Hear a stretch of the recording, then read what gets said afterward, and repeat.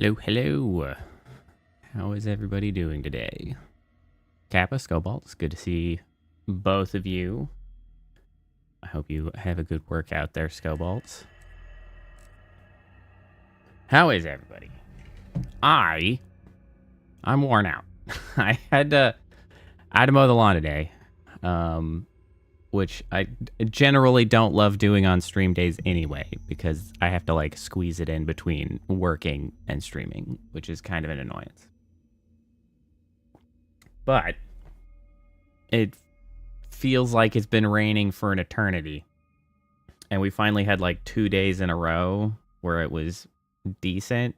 So, you know, the grass had at least partially dried out. I don't think it's jittery. I don't think it's any more jittery than usual. I mean, maybe the eyes, but the eyes are always kind of jittery.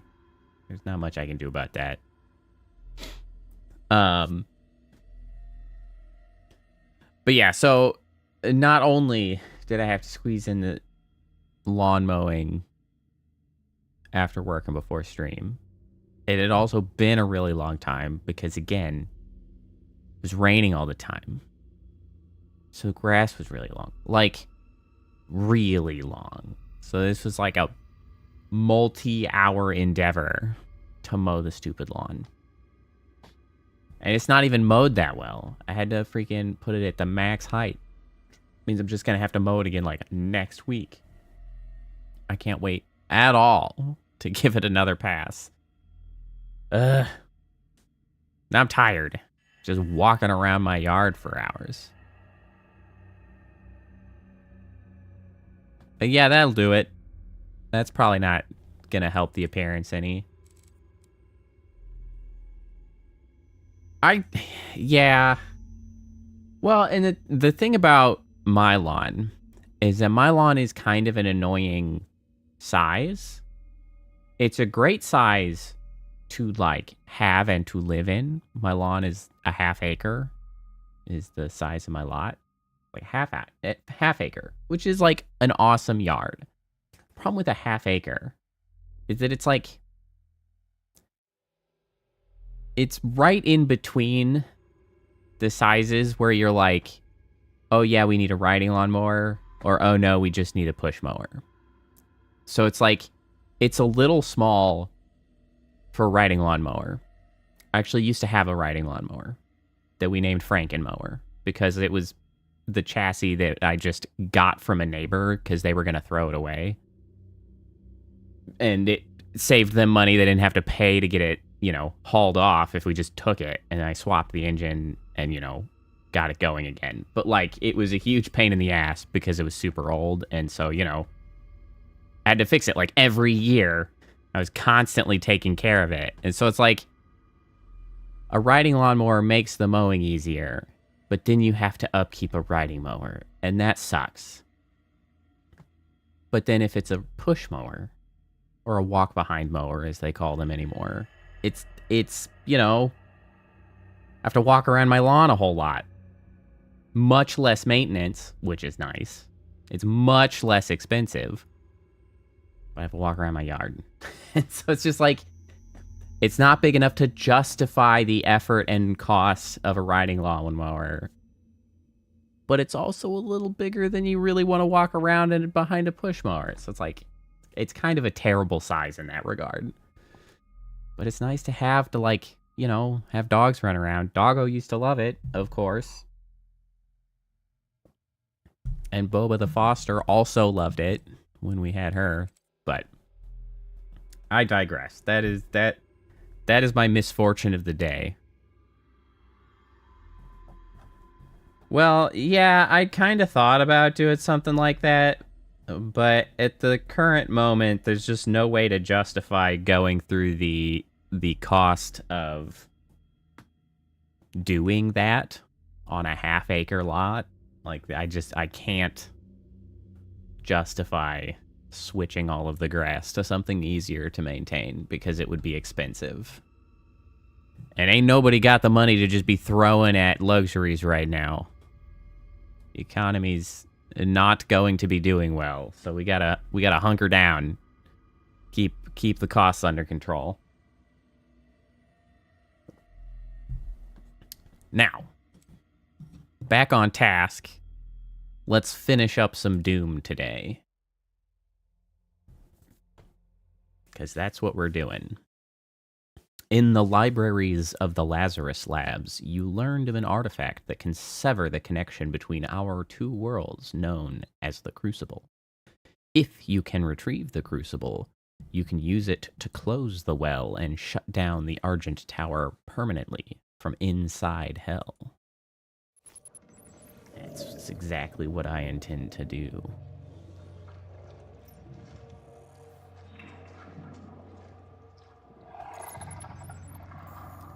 Okay, now let's get back in the swing of things.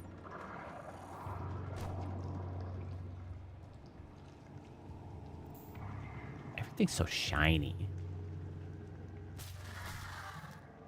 The age of his reckoning was uncounted. Speak to me, Aladdin's Cave. Scribes carved his name deep in the tablets of hell across eons, and each battle etched terror in the hearts of the demons. They knew he would come, as he always had, as he always will, to feast on the blood I don't think it comes through quite that well on stream. I'm watching the channels, but I hear very different things as I walk around this stupid platform. I didn't even listen. I was way too distracted listening to how it changed as I walked around it. I didn't listen to the words. Oh, down we go.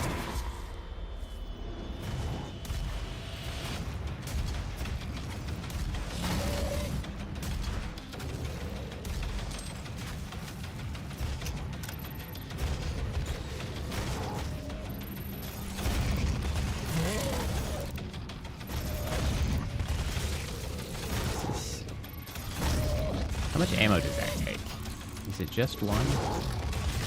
No, it takes a couple. Pretty effective at shooting those guys down, though.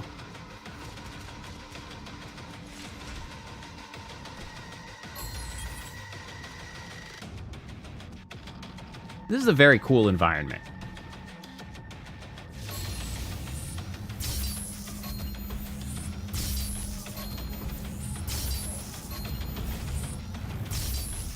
Ooh, good shot. That's satisfying. Walking around the ribcage of giant beasts. Pretty sick. It's one of the reasons that Path of Exile 2 environment, the like Cave of the Giants, is so awesome too. Hey, welcome, Phantom. Oh shit. This isn't actually the weapon I meant to get out, but it worked great. So I guess I can't be too upset.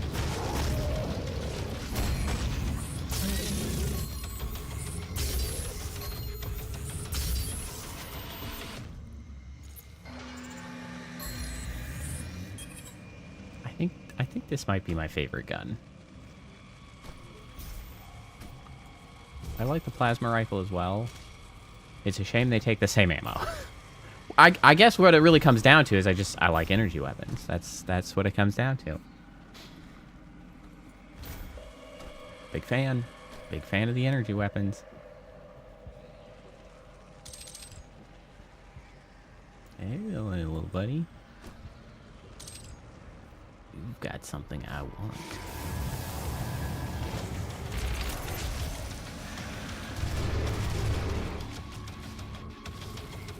I don't actually know what I shot that exploded that. Oh, shit. I gotta switch. That blew it.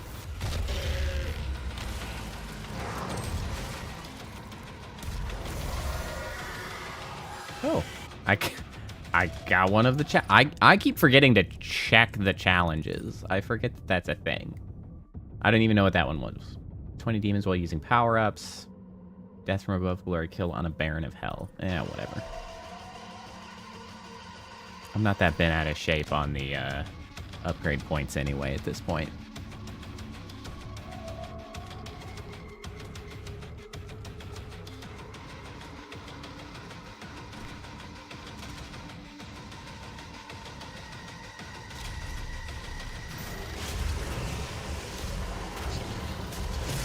I was trying to figure out what they were going to put in front of me, because I was like, the music really did not...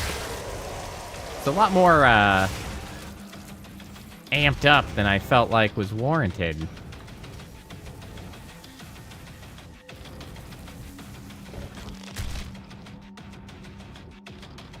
What's going on, eh?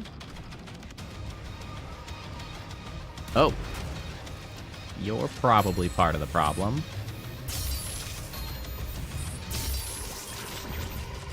Flirt.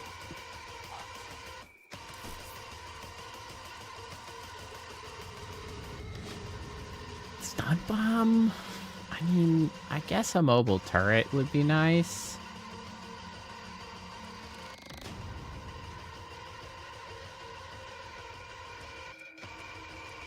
Wait, what?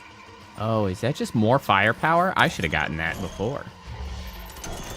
How silly of me. Oh, yeah. Oh, yeah.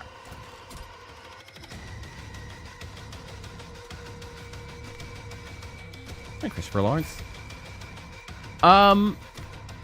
Honestly, I was probably not, like, deep enough in playing the original Doom to really be able to pinpoint or identify the major redesigns that took place.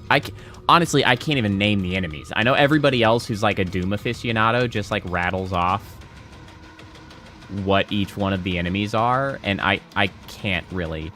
The one that I can really identify most of all is the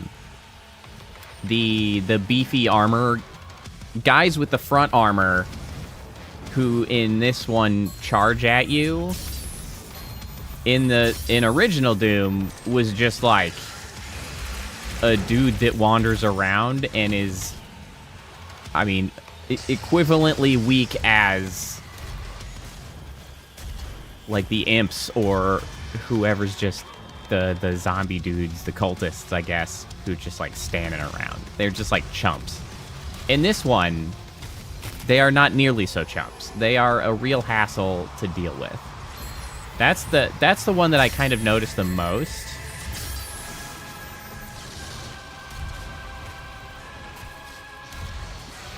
These guys who I'm talking about. Oh, those. Well, okay.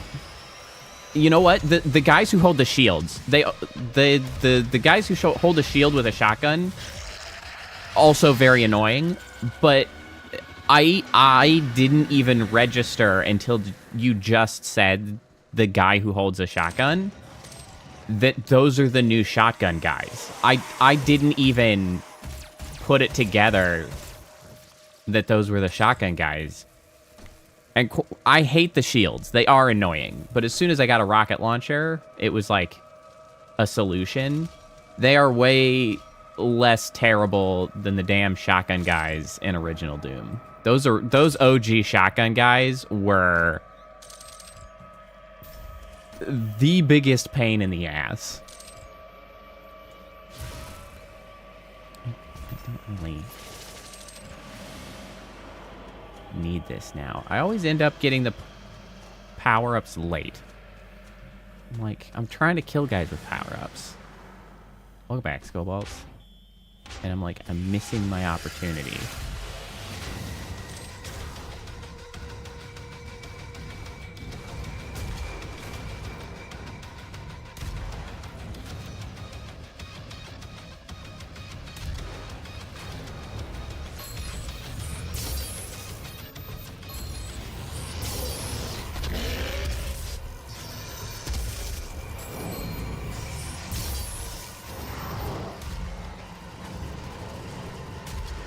Oh yeah, gather up.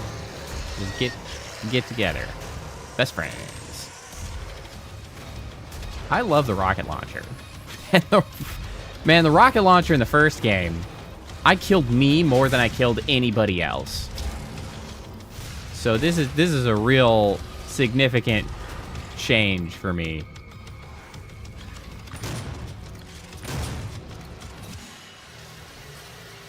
A real step up. Oops, that's not what I meant.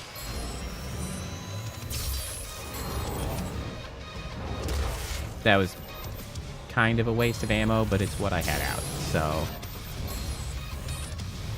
we're just going to go ahead and do it.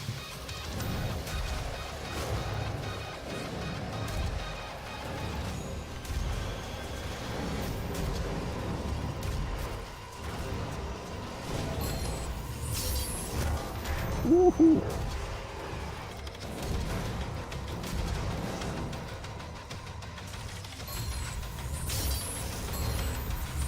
Oh, biggin.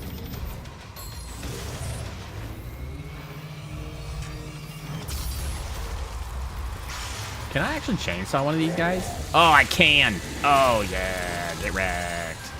Give me that ammo. He used a lot of fuel. But it was fun, so yeah, I guess it's fine.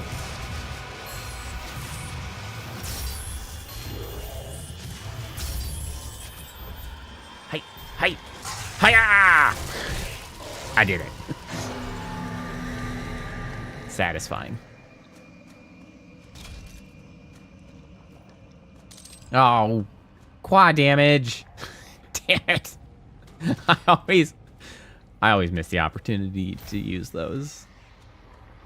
I always deal with these big fights, and then I'm like, well, time to check the area, and I'm like, oh, there's a big power-up that really would have helped make that much faster. Also work towards completing that challenge. Well, too bad. Better luck next time, I guess.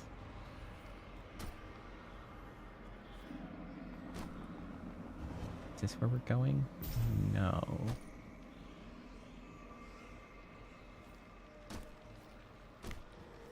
I agree.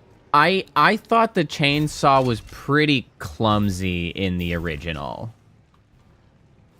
I did not really have very many opportunities to use it because it just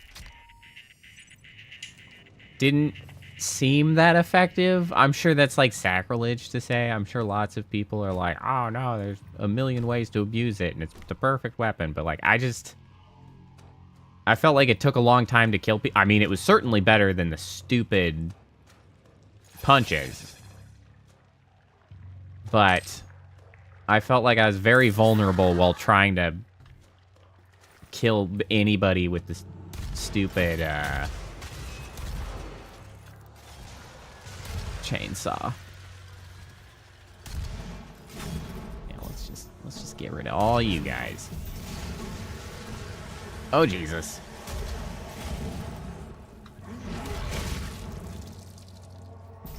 Splort.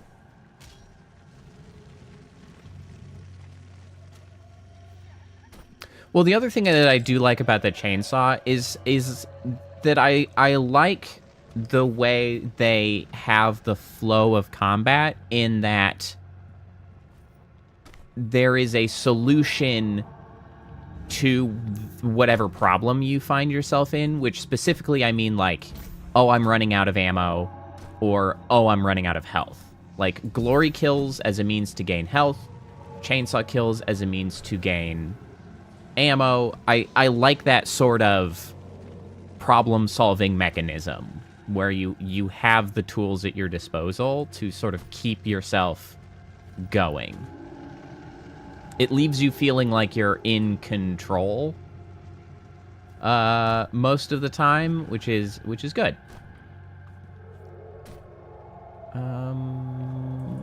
Whoop. Did I see a little mini guy? I did.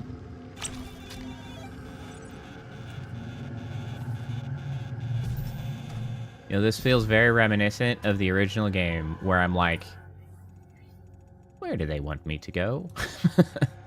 Sometimes I'm just like, uh-huh. I feel like there should be a switch somewhere,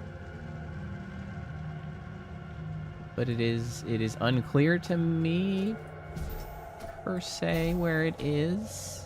There's some stairs. Can I like? No.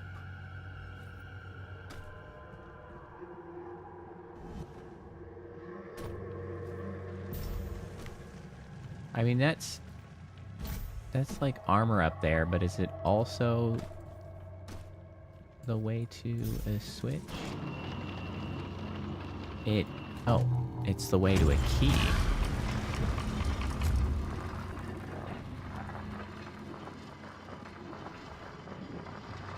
Uh-oh.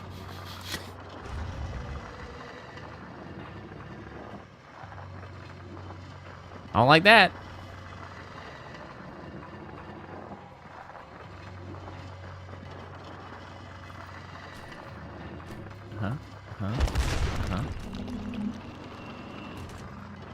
Okay, thank you.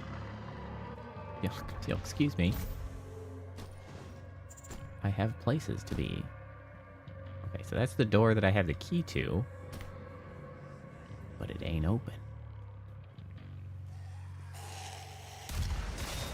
That's so unnecessary. It's like I shouldn't misuse my ammo like that. It's just...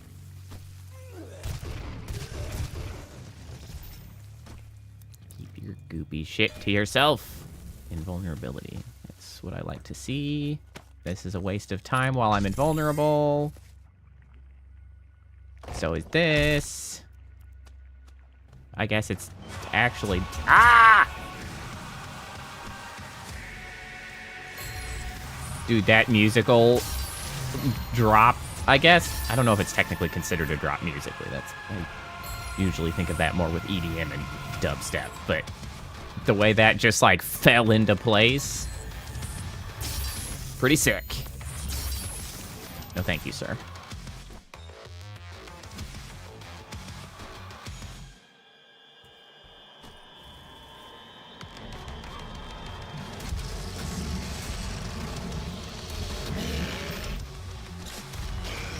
Haha! Splort.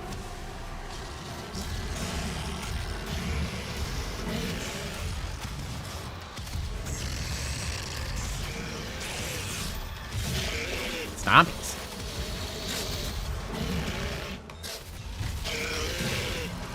Oh, cut his throat. Goodies.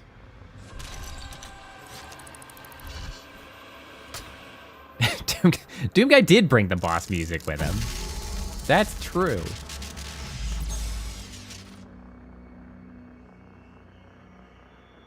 Gee, I wonder what I'll put this into. I guess the one thing that I haven't gotten all of. Yoink? No, that's just a light.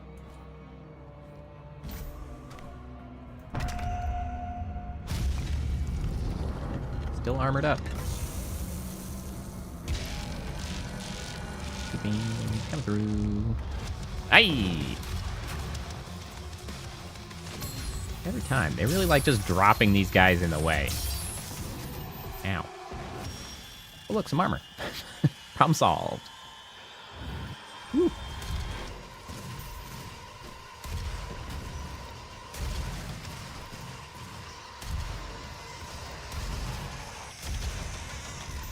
Come here. Whew. That's a little uncomfortably close to that.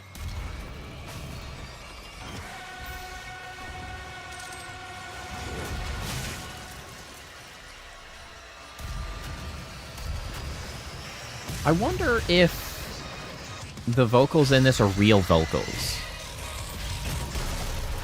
It's like the sort of like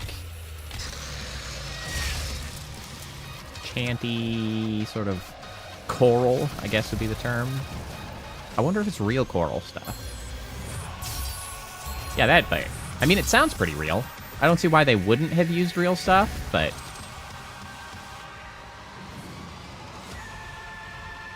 really all I'm getting at is, as like a singer and or musician, how sick would it be to have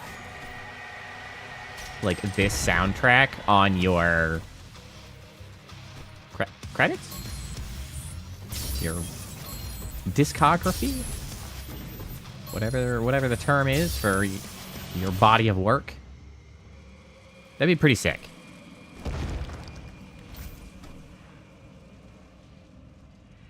Hello. I'm on to your tricks. I know that when there's a stompy weird thing, that it means you need to ride the stompy weird thing. I've been around the block a couple times. Not my first rodeo.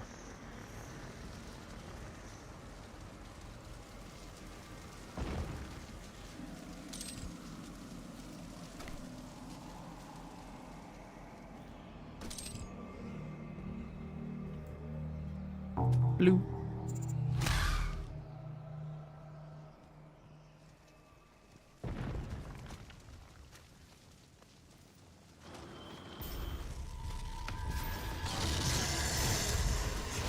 Invisible assholes. I amusingly had kicked that explosive barrel at them. Ow!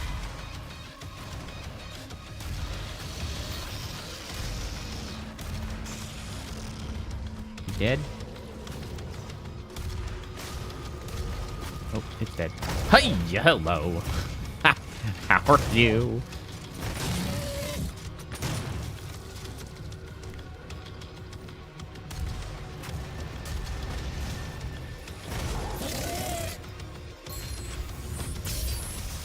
Ow!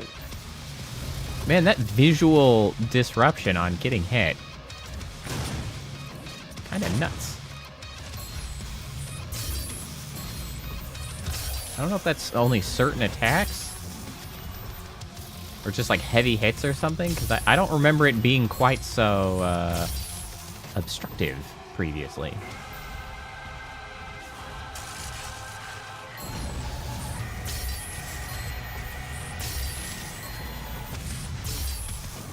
Something else I notice about the difference between this and the original is the way armor works.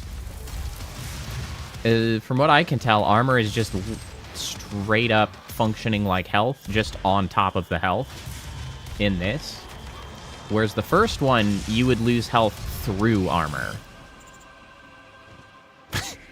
Floppy.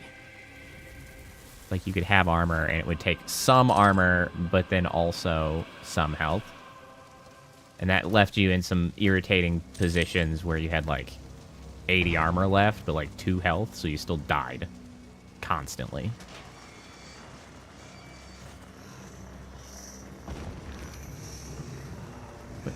What am I... Oh, it's that. It's... I heard some stomping. It's just that poundy thing. Hello. None could stand before the Horde, but the Doomslayer. Despair spread before him like a plague, striking fear into the Shadow Dwellers, driving them to deeper Hey, Koala, how's it going? darker pits. But from Welcome, the welcome. depths of the abyss rose the Great One, a champion mightier than all who had come before. The Titan of immeasurable power and ferocity. He strode upon the I plain. guess some people are still out mowing. At least I finished that. And a mighty battle was fought. And I'm not still stuck out there. Plains. The Titan fought with the fury of the countless that had fallen at the Doomslayer's hand. But there fell the Titan, and in his defeat, the Shadow Horde were routed. I have not gotten to anything that would be a boss, I don't think. Okay, so he's talking about a Titan there. A big showdown and a Titan and blah, blah, blah, and all kinds of stuff. Is that in some of the previous games? Like, I only played the original Doom. There's Doom 2 and Doom 3. Maybe more, but there's those. Is the fight with the Titan in one of those? I mainly ask because I know that I saw some of the trailers for... Okay, so he's talking about Doom 2. I saw that in the trailers for the new Dark Ages, it seemed like there was, like, I don't know, Doom mech fighting big-ass thing. I don't remember exactly clearly, but I was wondering if they had been seeding future ideas in the guise of talking about a history that, like, hadn't been seen in games. But I don't have a full enough picture of what has come before when this game came out to, like, accurately identify what they might be talking about. All we know is Dude Slayer's just too damn angry to die, huh? I mean, hey.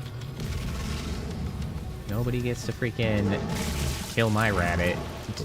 Did we get a name for the rabbit? And I just, like, forgot?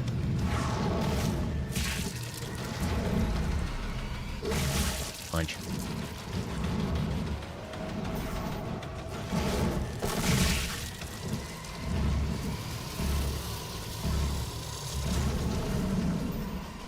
No name.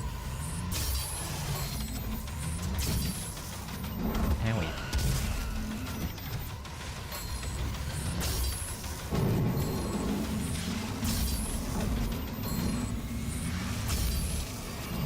Headless. There have been a few Titans Doom get killed. Up. Punch. Oh shit, there's another one. Ah! Woo! Hello.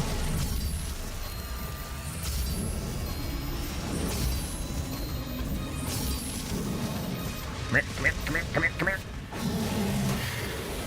Rabbit's name is Daisy. That was a very shitty shot. Since Doomlar's crazy. Yeah, you know, that's fair. I mean, hey, any indication of, like, knowledge is more useful than what I have at my disposal, so... Works for me, because I don't know shit. Oh, this is where I was before.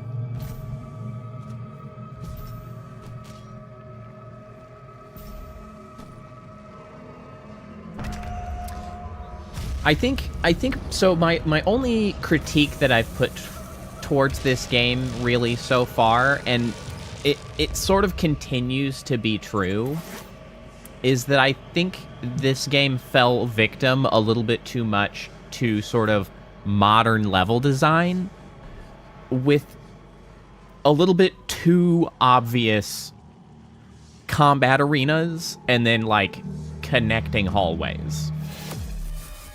Because it's just too obvious when you go into rooms and it's like, this is a fight room.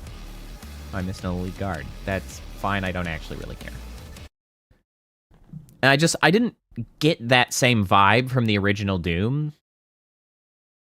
This one just has a little bit too much of that, yep, this is where fights happen, this is how we connect to places with fights happening. And it's like, I kind of understand why the levels are designed that way, but, like, it's not cleverly hidden most of the time. There's a few fights that are in some places that are, like, a little bit of a surprise, but, well, and why I kind of point that out is because I think From Software and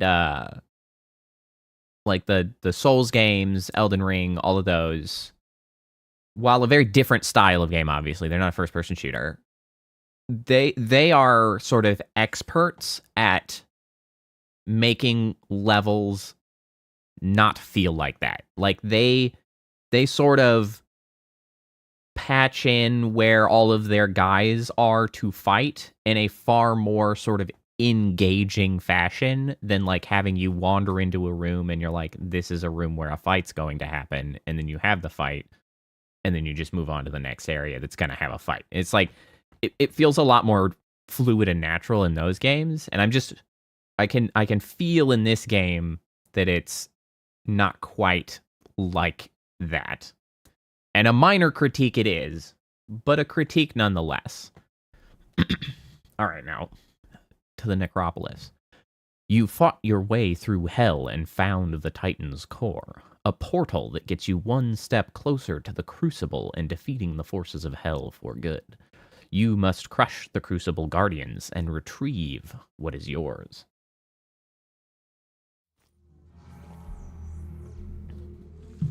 Onward and upward.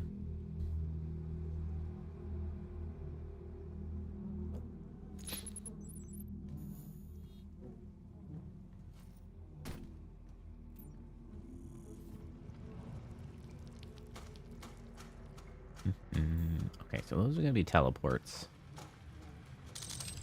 Ammo. Can I go through this? Well, that seems unfair. I feel like I could get through that. Especially when I've got a chainsaw.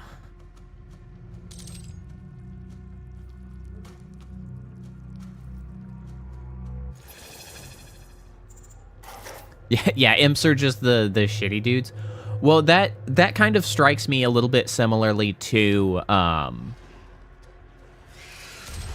like the Warhammer 40K lore, right? Because like the Imperial Guardsmen in Warhammer 40K are like the shittiest weenie human fighters, and you need like billions of them in lore. Obviously, you don't actually have billions of them in your tabletop games, but you need like billions of them to meaningfully fight anything. But even they are armed with like their what in universe is called flashlights. Like they are derogatively called flashlights, but they are like a beam weapon, more accurate and like stronger than any of the sort of projectile weapons we have today. They're just like superheated beam weapons cut like right through steel and everything, and it's just like everybody makes fun of them. It's just like the power scaling is off the charts.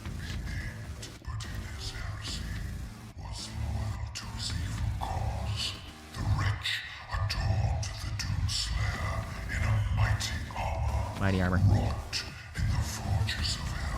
No, hell armor.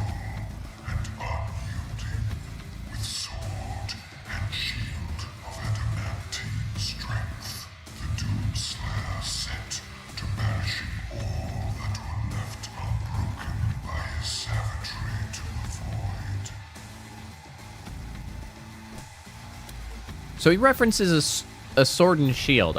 Were we assuming at this time that was symbolic sword and shield, or was there any other game that had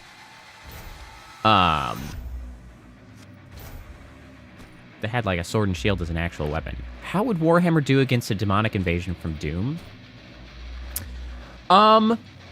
You know, that's actually a pretty interesting question. I don't really know how to...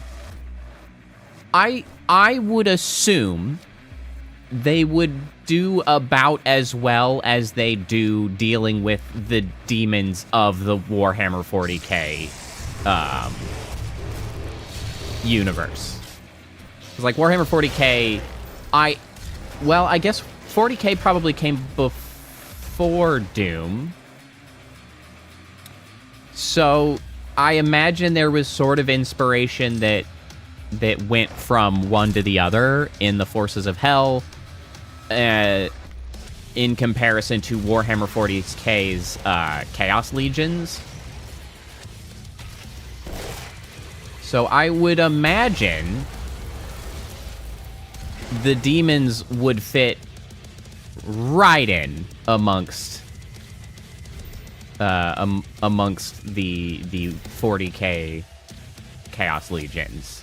And honestly, there's some that kind of feel like I can sort of identify like what faction they would belong to, because these guys kind of make me feel Nurgle vibes. Nurgle being one of the Great Lords of Chaos. The summoners in this give me some Tzeentch vibes. Another of the Great Lords of Chaos. The Chargy guys, who I do not know the name of, those kind of give me corn vibes. That's the Great Chaos Lord of War. Tzeentch is change and magic. Nurgle is pestilence and death and kind of rebirth. Also a different kind of change. I don't know. They're a little weird. The other one that I didn't list was Slaanesh. That's all 4 of them. Nobody in the Doom universe fits Slaanesh. Slaanesh is the Chaos Lord of excess and pleasures.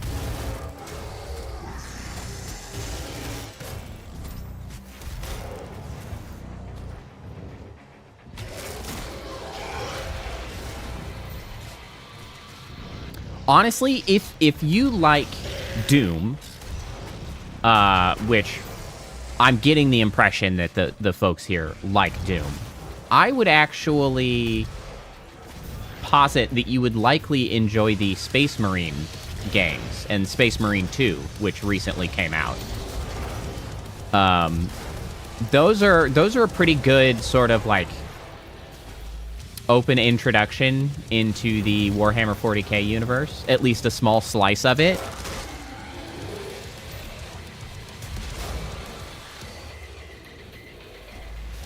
Which would be, I think you would likely enjoy it. It's a really fun game.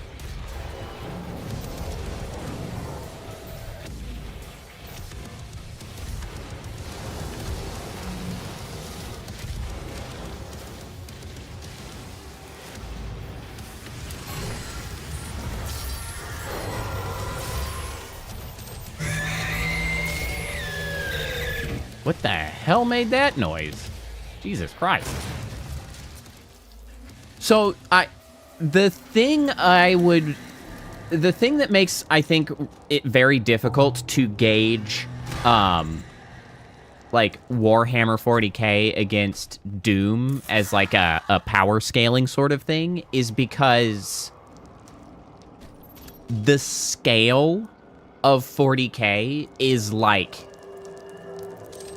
so enormous in comparison to Doom that if you're trying to be sort of like realistic, you know, like it's kind of hard to meaningfully put them up against each other. I mean, for one, I don't know if Doom has any concept of like faster than light travel, which, if it doesn't, it's going to be very difficult for, like, Doom guy especially. Like, the Forces of Hell, I don't know, they might be able to get around, much like the Chaos Legions. But, like, how the hell's... Well, and I guess if Hell can get to a new place, Doom guy could get to a new place, so I guess there's that. The sheer numbers is kind of the thing. Warhammer 40k is a world of absolute excess.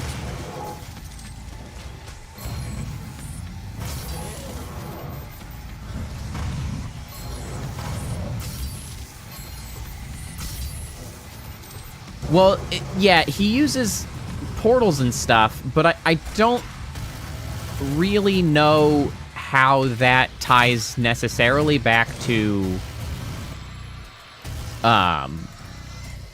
like, real space, the material plane, which, again, largely is going to be based on my ignorance of Doom lore. So, you know, I'm kind of working from a half-built deck over here. But,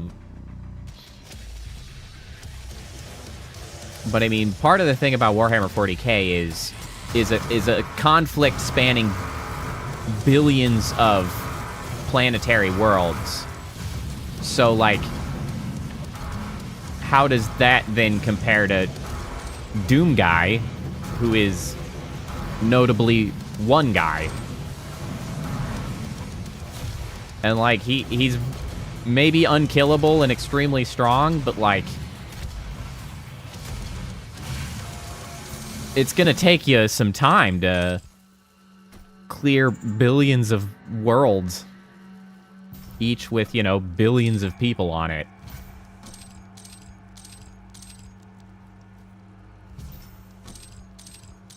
That on its own is a bit of a challenge.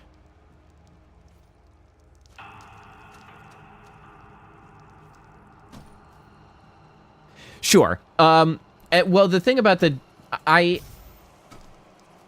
I feel like the demons themselves are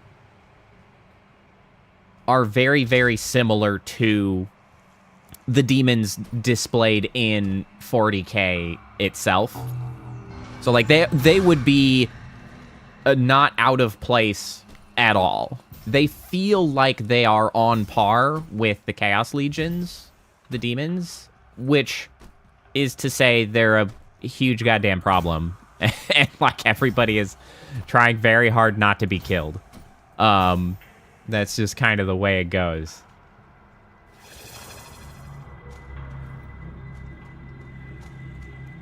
Is this going backwards? Oh. Doors.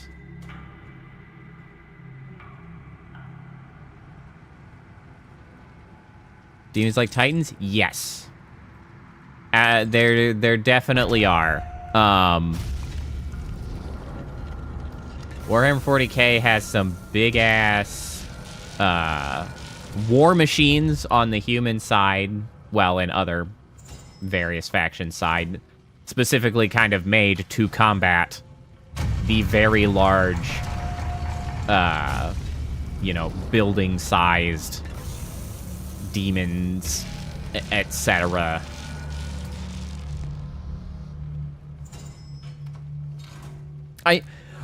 Honestly, if you're into Doom's demons, I think finding yourself some primers into Warhammer 40K lore, you might find some stuff you find really engaging and interesting. Because Warhammer 40K is just a really interesting world full of, like, over-the-top stuff and, like, some very good storytelling and things.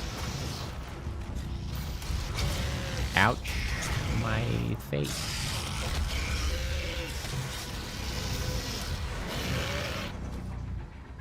But your computer would pop. You could probably do the first one.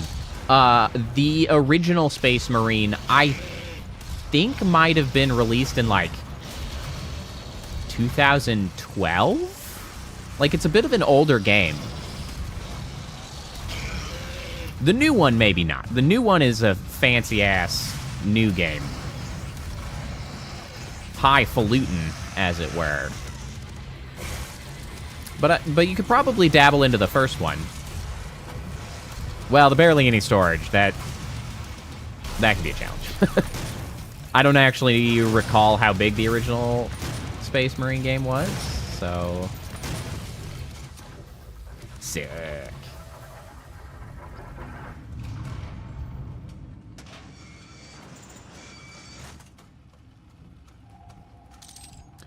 But I see a lot of sort of kinship between Warhammer 40K and Doom. I don't know. I don't feel like... Okay. I had not ever really gotten that far into a lot of the Halo lore. I never, like, read the books or anything. I've played the games, of course. But I don't really feel like the Covenant would stack up against most factions from 40K. Well, and I think a big part of that is simply because of the nature of, the stories that were being told by those, you know, different universes. Because Warhammer 40K is just built around absolutely insane excess. The descriptors are such hyperbole all the time that it's like, it is just over the top incarnate. Whereas I feel like Halo was a much more grounded game. Like, it was future, and it was a little bit more, and like, obviously, Master Chief is a super soldier, but he's not a Space Marine level, bioengineered, like, pseudo-human at that point, with, like, extra lungs and hearts installed, with a special organ that can eat the flesh of your slain enemies and take in their memories, or specifically the brains of your enemies, and then take in their memories so you can track where they came from. Like, that's the sort of things Space Marines do. Master Chief is just not that. It's just, yeah, it's more realistic. It's not super realistic, but it's like, it's grounded in a realism that makes it more relatable. But I think makes it sort of fall a little short if you're trying to, like, power scale it against other universes of lore.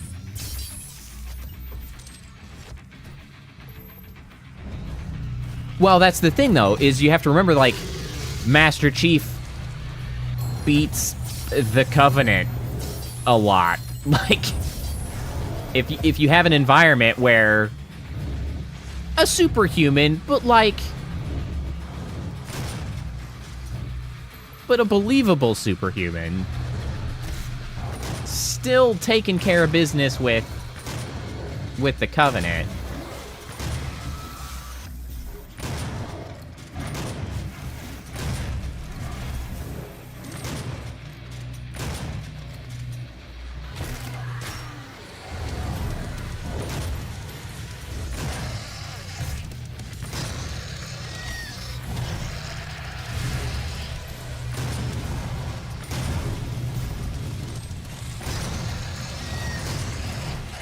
And I think the Covenant also sort of falls victim to a little bit of Warhammer's sense of excess again, in that, like, the scale of the worlds in the mix, I think would make it challenging for the Covenant to compete long-term, right? Because I'm sure the Covenant probably covers, like, thousands of worlds, whereas the human empire in 40K covers billions of worlds. I mean, you also, of course, have to consider the difference in time. I mean, legitimately, like, 40K is in the year 40,000. And Halo is in, what, like... Actually, what year is Halo supposed to be in? Is it, like, this century? Or is it, like, 2200? 2100? Is it, like, 2071? Like, when... 2552. Yeah, so, like, you know... That means Warhammer 40K's got another 38,000 years of, you know, progress, collapse, progress to, like, get to where it is in opposition to Halo's time frame. So, you know, there's all that as well. Also, hello, Whitney. How's it going? How are you doing? I almost said this weekend. Oh, if only.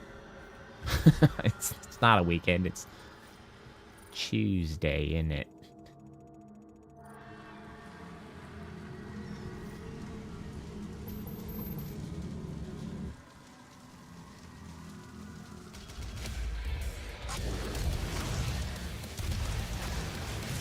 I've exploded. Oh, it's one of you guys.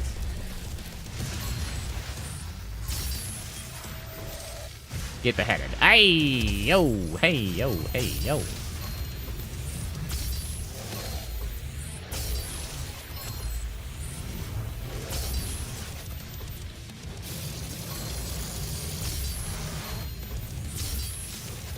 I want ammo.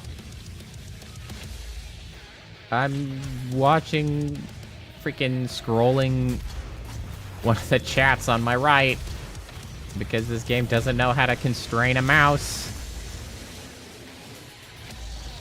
Hoi, you ass. I saw you coming too. And then, of course, there's two behind me.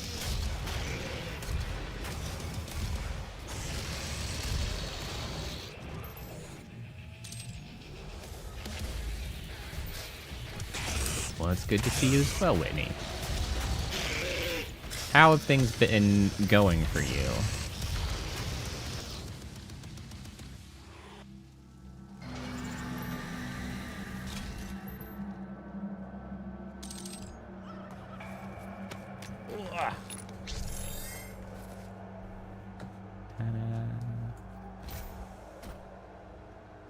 I should probably use these Praetor tokens, I guess. I have 10 of them. This is probably useful.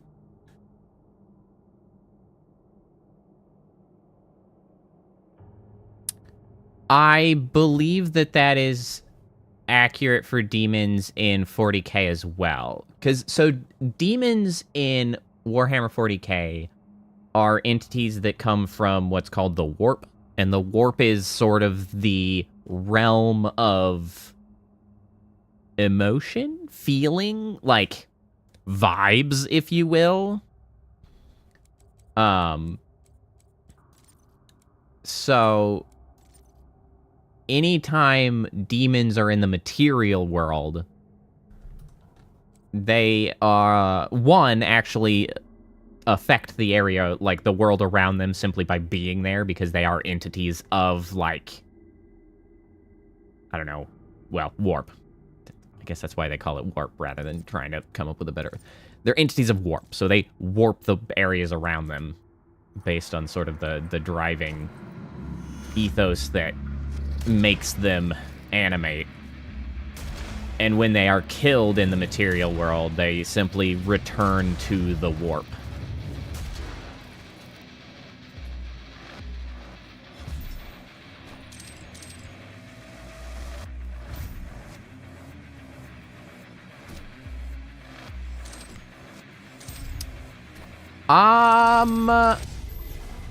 How do they handle time travel? I don't actually know. So the one thing that I can connect to that sort of thing is, so Tzeentch, which is the sort of the prime entity of change magic and like subterfuge and stuff. I think Tzeentch can canonically see, well, either it's Tzeentch or one of his like high up henchmen. They can see like all time periods simultaneously. So they can also kind of like interact with themselves within different time periods. But I'm not actually sure how that comes around with time travel. I haven't ever, oddly enough, despite the kind of relatively large amount I know of Warhammer 40k, I've never actually read a Warhammer 40k book and stuff, so that's a piece of lore that I'm not actually sure on.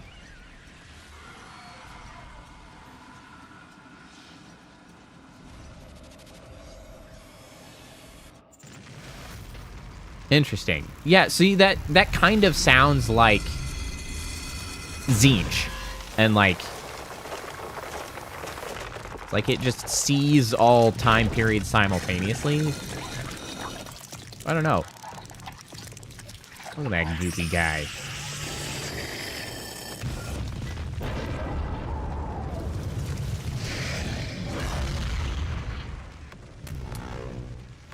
I can't believe how long they sort of went before introducing a boss in this game. And now they're just, like, cranking through them. Ow. Ow.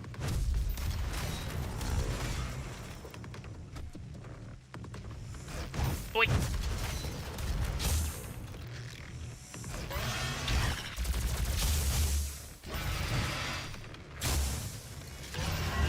Ow. That's it. Well, I still actually hit him okay.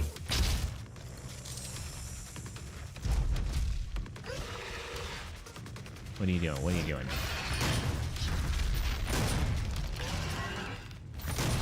I jumped too early, I think.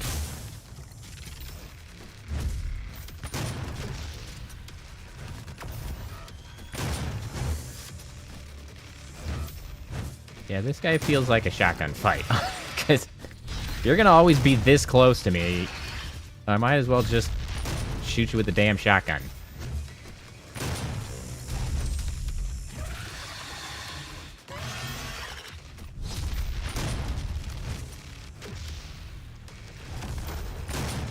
Oh, this is something that I was thinking about... Oh, shit. Earlier. Probably while I was mowing, actually. One thing that I will definitely give credit to this Doom over the original is in boss design. Because, like, you know, years of improvements in, you know, game design around bosses has dramatically helped in making these engagements much better.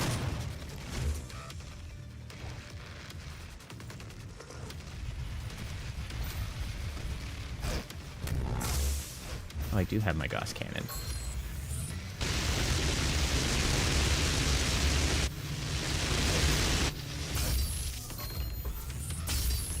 Oh yeah, that's much more effective. That's a lot more effective. I'm coming for you. Are you gonna have a phase 2? I feel like you gotta have a phase 2, right? Surely.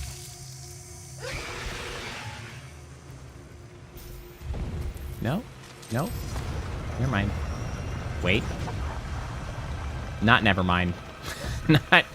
Not never mind. Oh, good. Oh yeah, that's a phase 2, all right.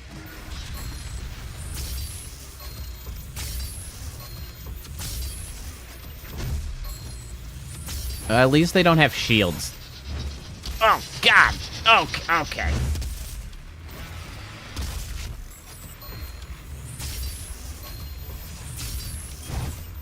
Oh, you know what? I have grenades. That's literally the first grenade I've thrown this whole time. Ooh, shit.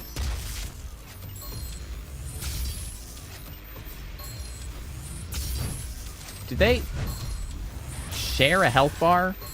Well, I mean, obviously they share a health bar, but it seems like I can just focus one.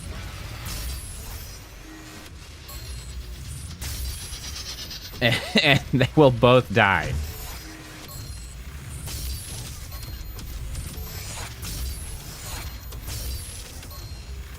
I mean, I'm just gonna keep shooting this guy and absolutely bully him.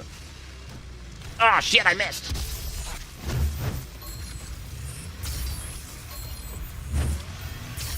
I missed.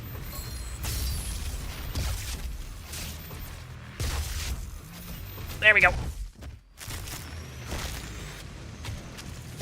A ballerina.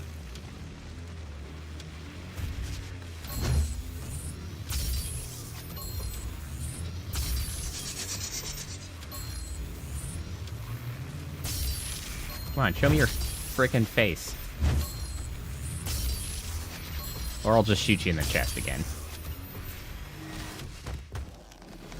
Yeah. Come here, you little squishy bastard.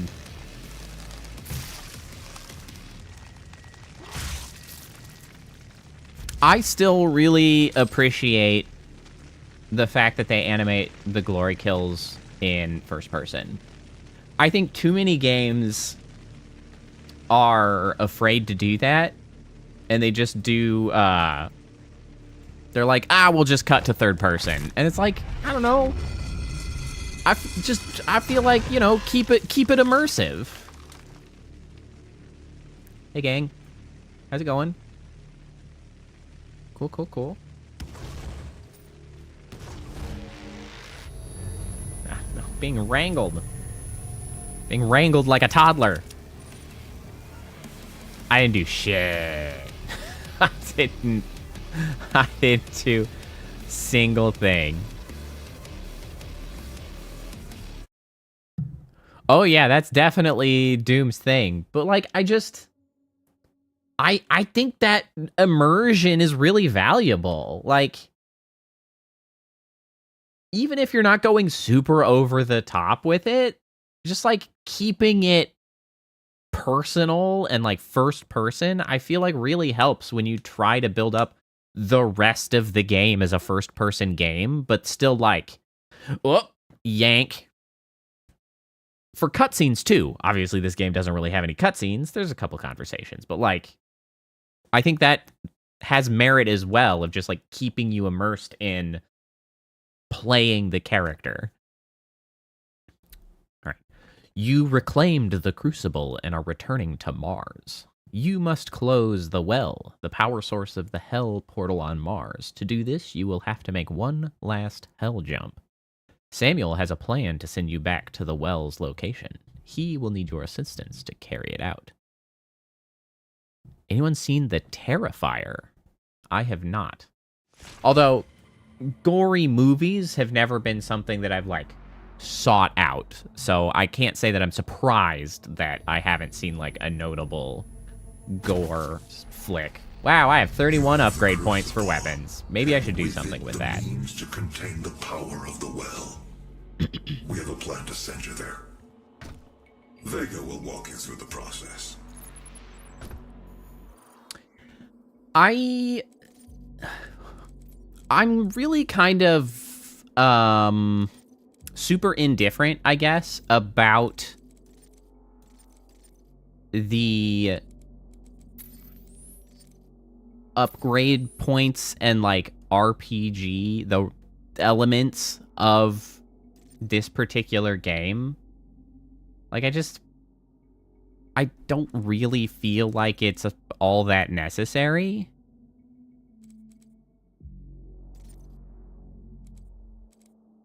Oh, this would probably be helpful. 5 health. Oh, man, I probably would have done this already if I'd gotten that. Damn. Guess that'll teach me to ignore my upgrades forever.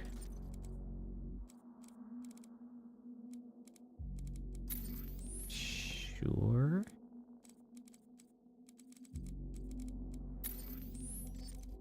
I'm just gonna spend stuff because, like, whatever.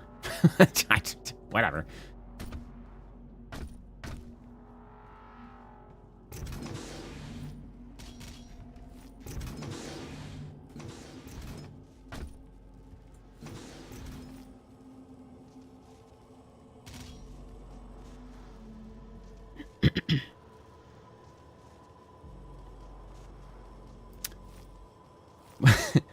Well, you see what happened. It's not so much that I gave up halfway.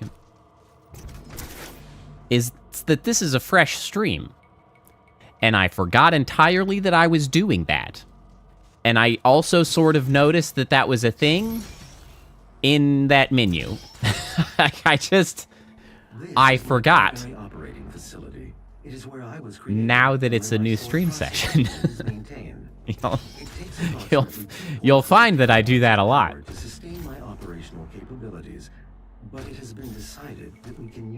power to send you to the source of the portal. I will not survive the first Sometimes. season and am unable to self-terminate, so I will walk you through the process. Sometimes that actually sort of facility doors have been secured. Works By finding a way in my favor. Security systems. Because sometimes I will be having a hard time with a game in one stream session, and it's because I get kind of like mentally sort of like bottlenecked into a particular play style that, like, for just whatever reason I'm struggling to like mentally get myself out of. The spoopy violin. That seems appropriate for the circumstances. This is pretty spoopy. And so I'll be like stuck playing a certain way, and then I come back next stream session and I forgot how I was playing the game, and maybe I just start playing better because it's like, oh, I have freed myself. I've come back with fresh eyes, able to tackle a new mechanic that the game had introduced that I didn't quite get or didn't care about before. And suddenly I'm like, oh, yes, now I can parry. It's like, it's just that sort of thing. And then other times I forget that I was trying to upgrade a shotgun by using it. And then it just doesn't happen. So, you know, you win some, you lose some. Oh, shit. Damn it.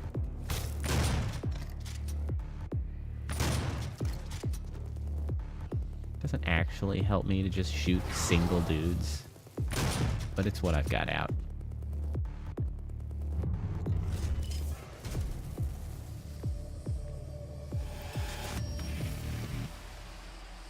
My security systems operate on 2 separate neural networks that terminate in this maintenance facility. Each termination point is protected by an electrified field, but you should survive the surge. Oh, cool, cool, cool. Hey, Young King, how's it going? How are you doing today? Primary neural security network offline. See, is that gonna work? It is gonna work. I love it when my shit works. Here, you guys. Supposed to kill multiple of you at once. That's gonna be a little hard with these bigger guys.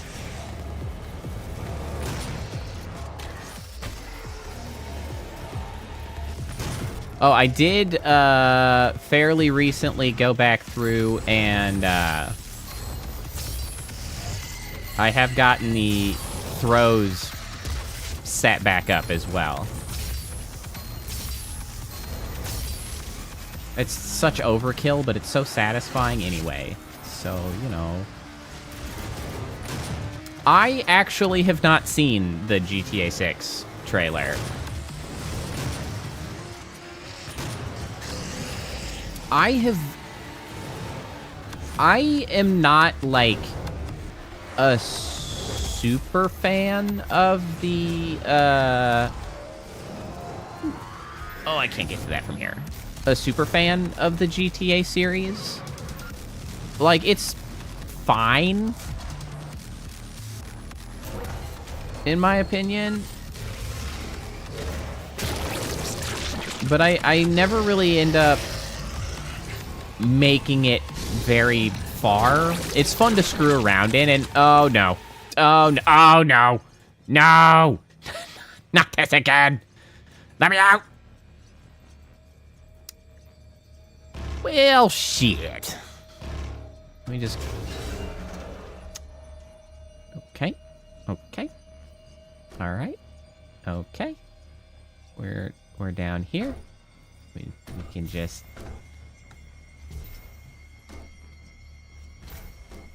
I'll get back to talking about GTA 6 in a moment. Once I can potentially... I'm saved! Ha!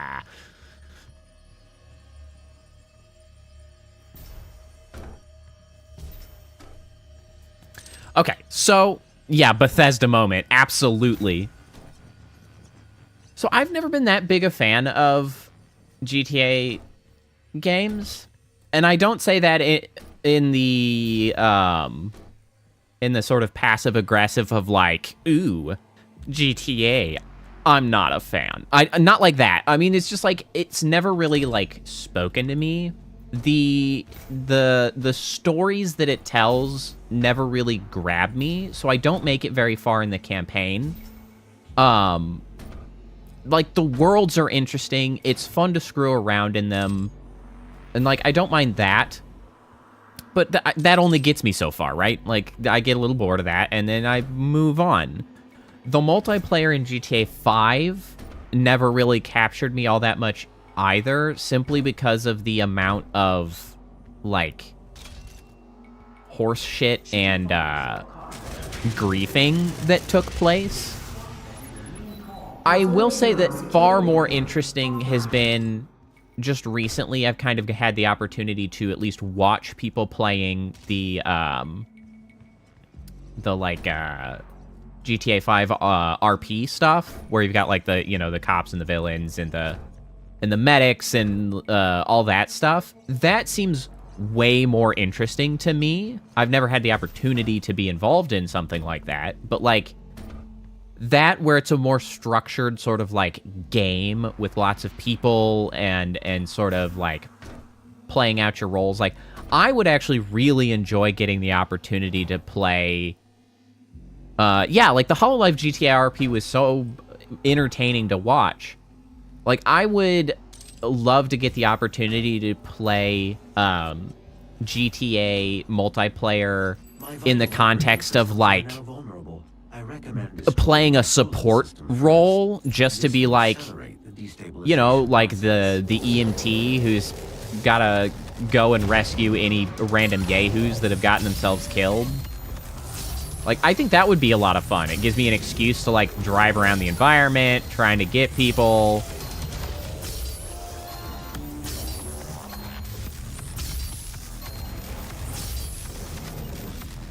I would enjoy that, I think.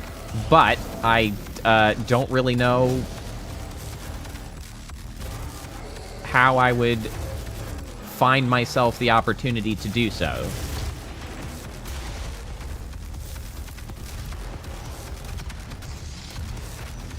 I did not actually play Red Dead. 1 or 2, actually. So obviously the fact that I never played the first one has an effect on the fact that, well, I did not have that, like, much of an attachment to go out of my way to play the second one.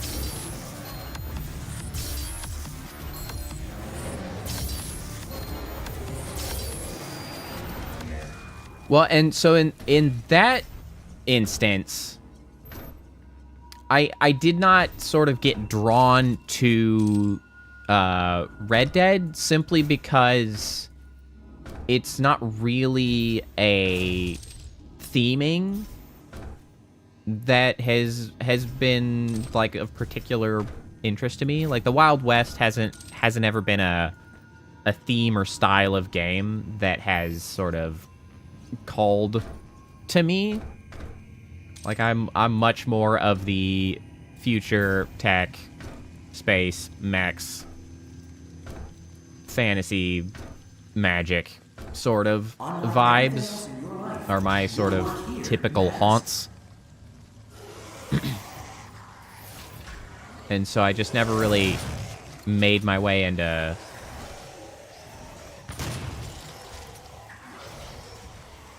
Red Dead. And there's just so many damn games to play that it's easy to miss some of the big ticket games because it's like, well, I got all this other shit to play. Rain looked different. I don't think it should look different.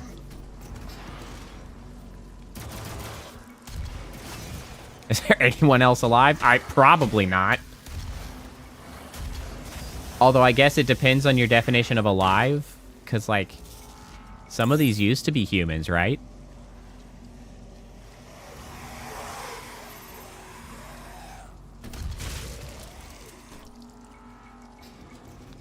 But the rain's always been blue. Should you find yourself caught in a level 3 There's neon rain. That's a separate thing.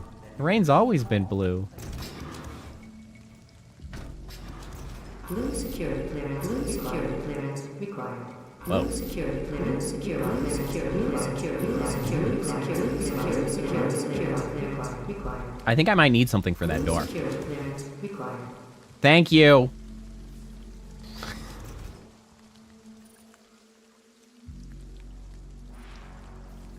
Unlike everything else in your life, your work here matters. Purple rain. I mean, that would be very easy.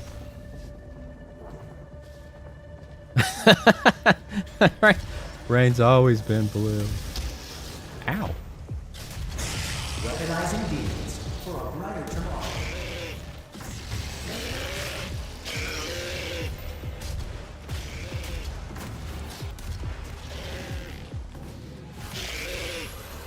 True, you can also use rainbow, which should then shuffle the colors of the... There you go.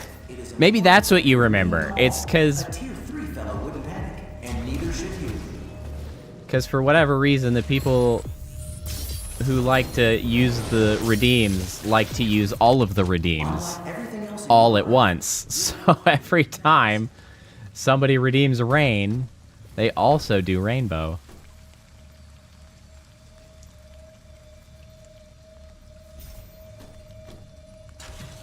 That feels right, Phantom. Oh, good. Don't worry, we've fixed your core memory. It's back to what you remember.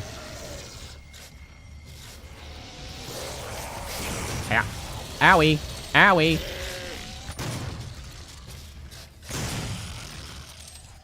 Wow, I can't believe I killed both of those at once with that shotgun. That seemed incredibly unlikely.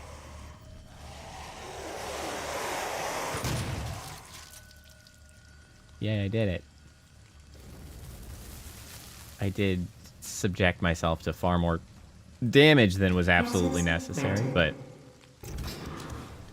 Oh, that's why that's there. Access granted. I see now.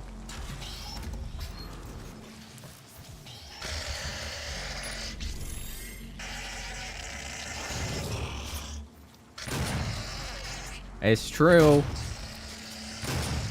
Well, it's kind of what Whitney's here for. Always doing the bits and the work. Scoop. Owie.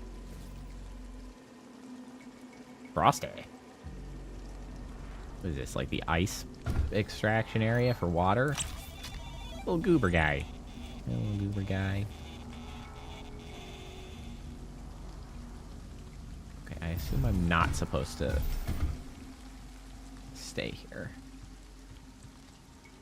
Cyber Mancubus model. Early Jungle tests of guy. Vega's protoplasmic circuitry showed temperatures exceeding 1.2 megakelvins, 173 times hotter than the surface of the sun. To contain this heat, That's hot. a massive supercooled structure was built to house Vega's miles of circuitry and millions of processing centers. That's crazy. Also, why are you telling me all this stuff? It's like, You are looking is at this the part of a only tour? absolute zero cooling system ever constructed. It took years to perfect.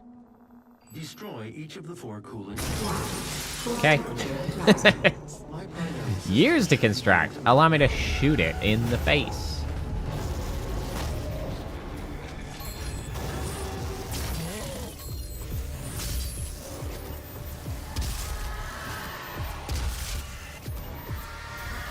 Who's screaming? Stop that.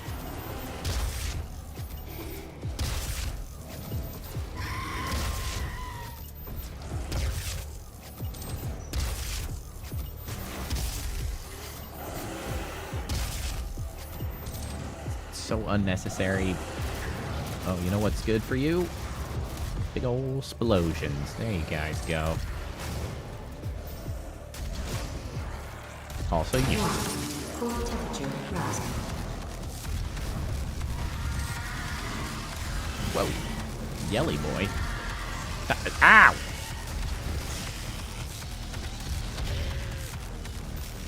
You guys can just stay over there. Hey!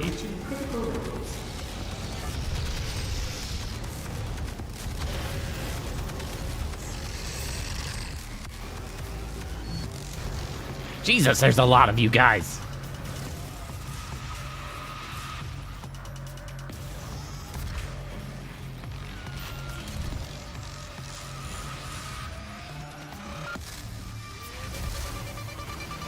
Hello. Ow.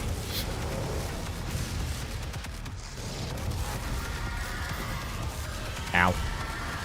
You know what? I think KO is supposed to have a sound, and I bet that that sound effect has also moved. I'm gonna have to track that down. Oh, lordy. Okay. Hold on. You know what needs to happen? A chainsawing.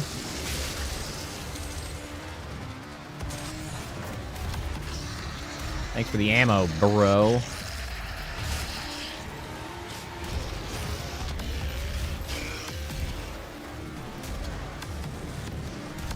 Where's the last guy?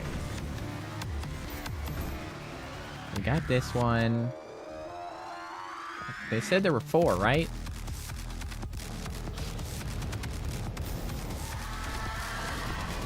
Ow. Yeah, I kind of misplaced the last one, I think.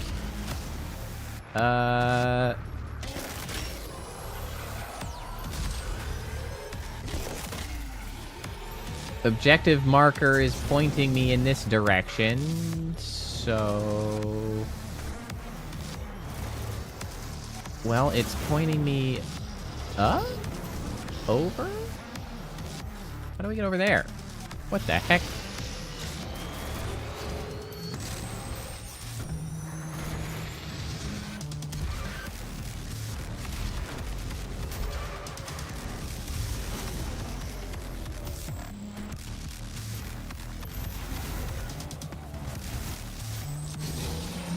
Ah!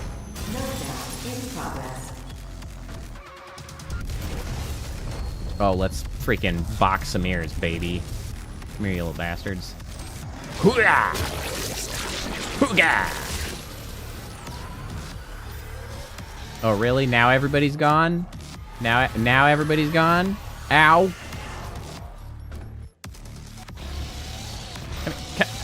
Come here!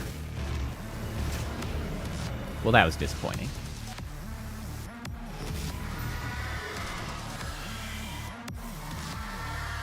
Am I supposed to clear out the rest? What am I doing here?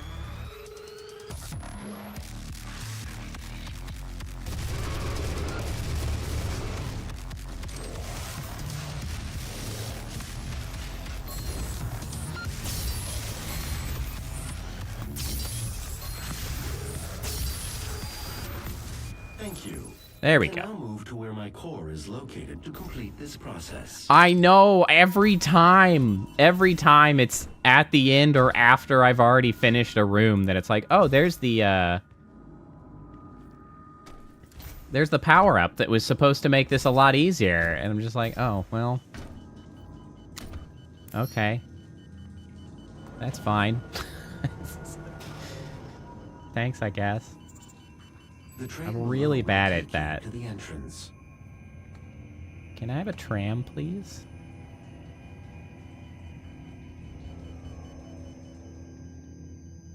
Oh, that tram. Whee!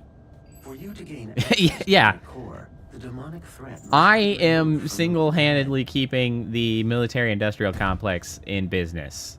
Okay, so... I have some investments to ensure that grow. That's what we're doing here. God damn it.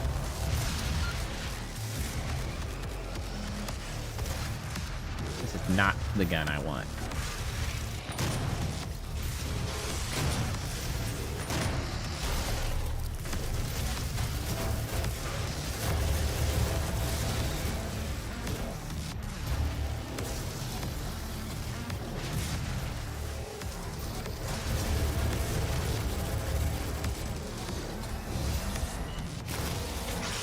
Pop.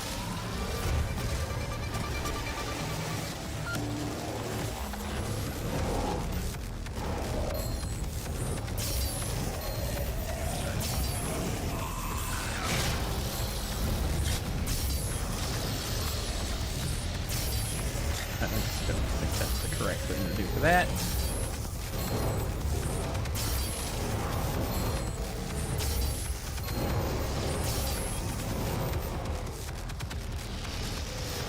I don't. Oh! I don't think I can jump up there.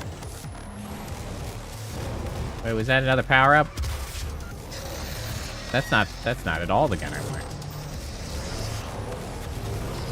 Oh, that's BFG ammo, not a power up.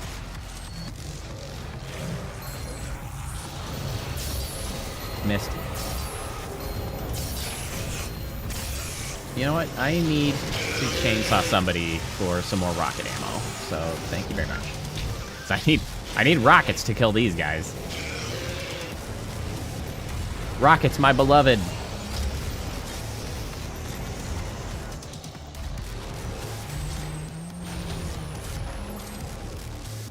I assume that I'm supposed to kill everybody this time around.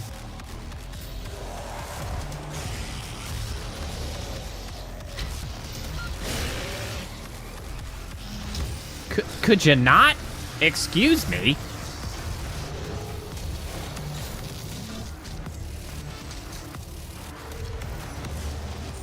I am becoming less convinced that I'm supposed to kill everybody. Maybe they're just going hard now. That was a really shitty shot.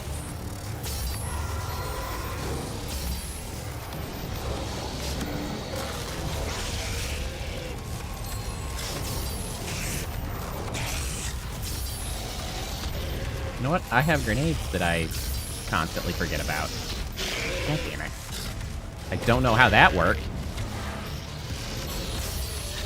God damn it.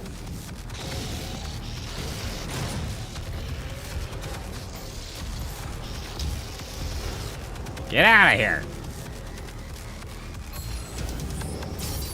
It's just posses of beefcakes over here.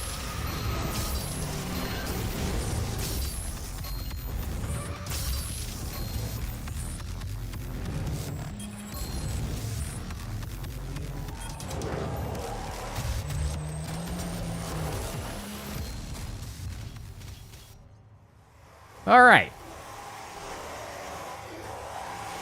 We all done? We don't sound all done. Pop.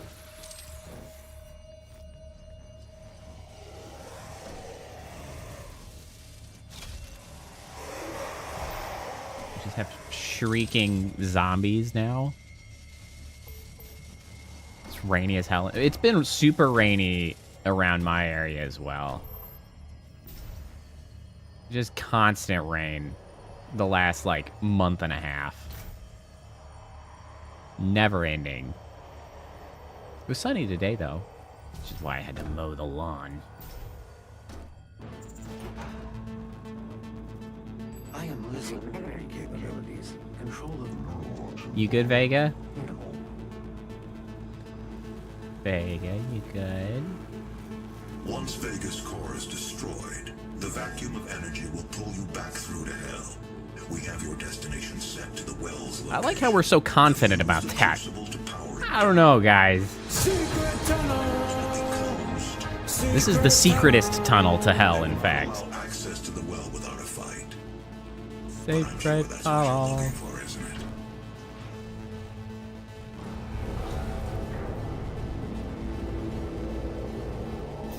Is this gonna be a boss fight? I don't remember. It kind of looks like it should be.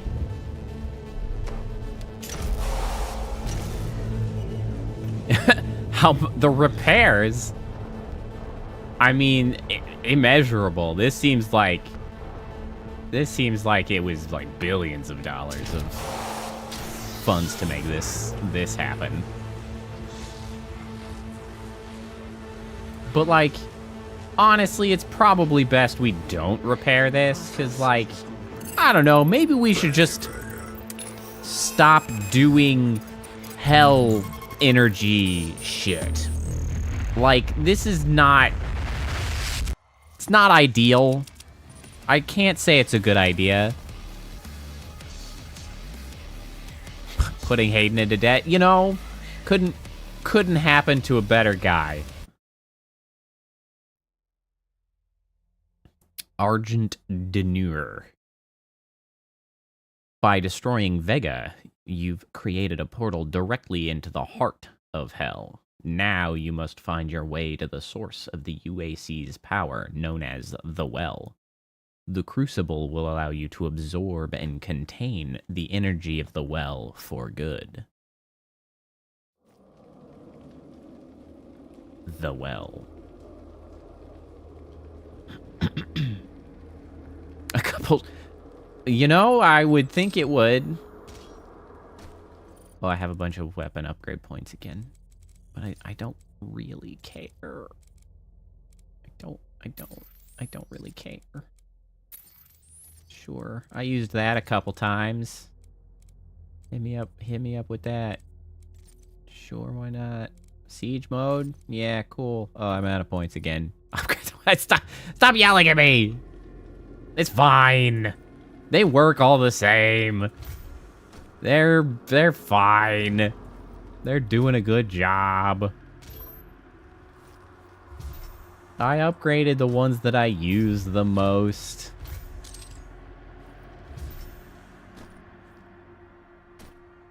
It's fine.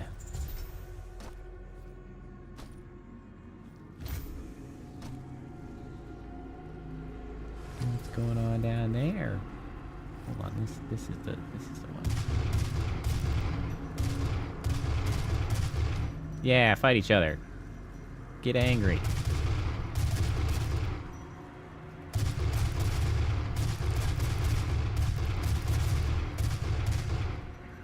Not really the most effective way to do this. This would probably work much better. Plunk. Wow, what a chuck!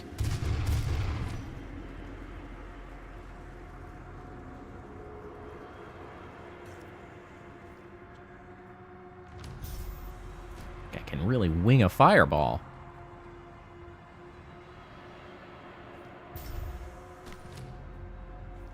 Joysticks on the PS4 were wearing out. I don't think I have ever really worn out joysticks too bad. I've worn out the caps of a couple of them, I guess, on my goofy-ass gamepad that I play on. Like my Azeron that I'm on currently. But fortunately, they send, like, 4 or 5 different types, and so I've just been swapping them out because they're replaceable.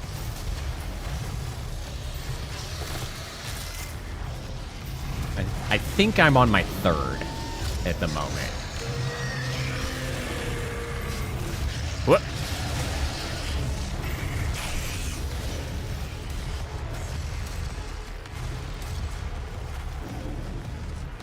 Damn, they really going crazy at this point. Maybe I should actually use the BFG occasionally. Big redacted gun. Nice.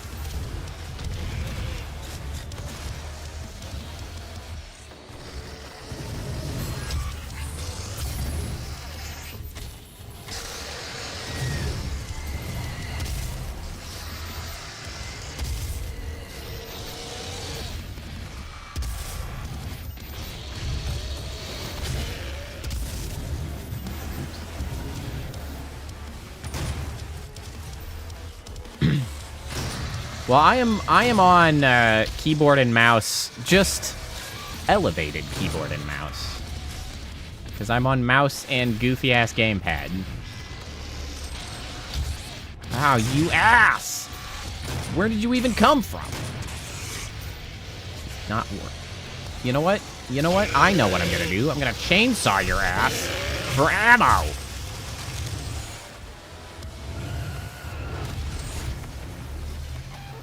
That's what I'm gonna freaking do. Or Maybe I just pick up this berserk and kill the last guy in the room. Freaking Bethesda, man. Bethesda, why? Why are you like this? Why? I can't deal with this shit. Ah. You know what I'm gonna freaking do? I'm gonna go get that berserk so damn fast.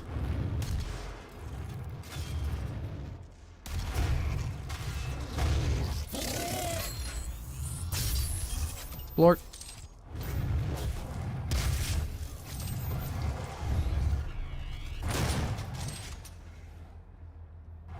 There's the berserk. Yeah, we going berserk. We going berserk.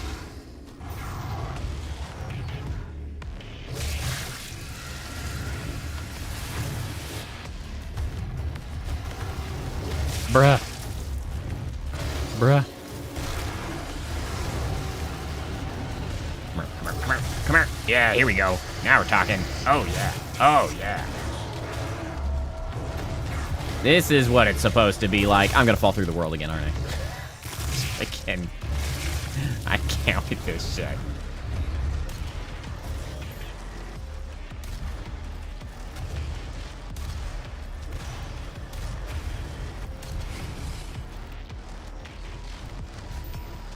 Rocket jumping works? I don't think it works. I also have double jump. I have no need to, this is absolutely not the right weapon.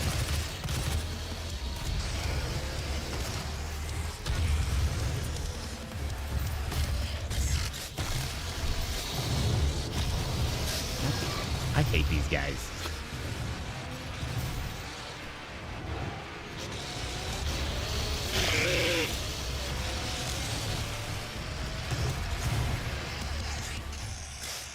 Bop.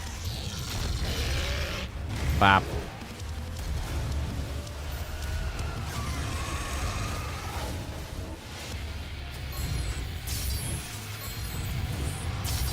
That was a shitty shot. Also that. There we go.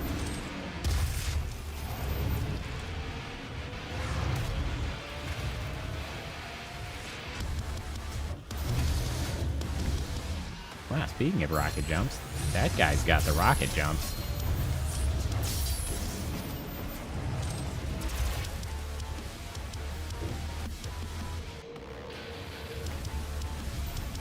What is left alive, eh?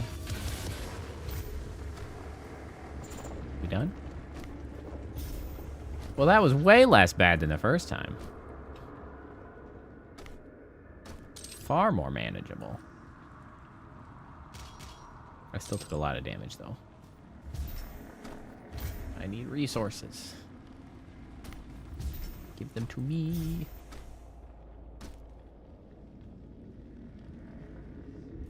Well, that's not exactly what I need.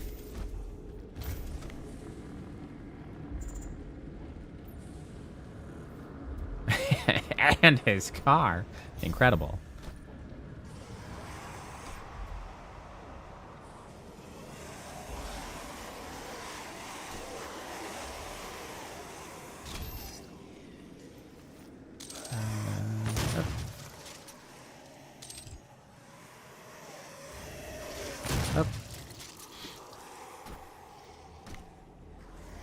Well, that makes it easy for you to lend it out, doesn't it, Phantom?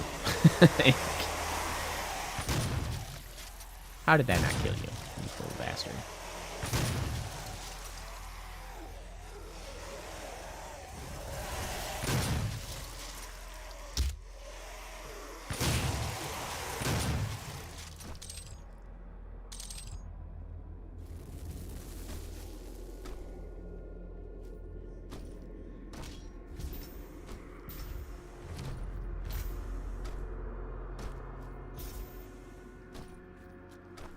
I feel like, is this where I'm expected to be? Well, maybe not. No, thank you. Oh, you little bastards.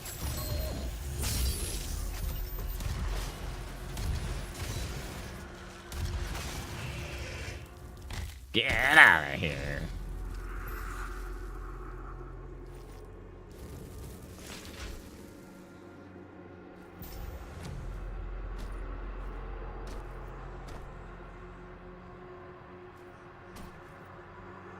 Okay, so we can go up there.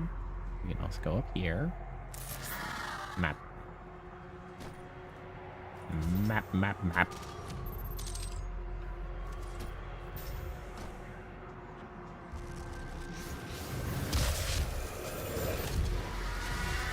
Oh, thank you.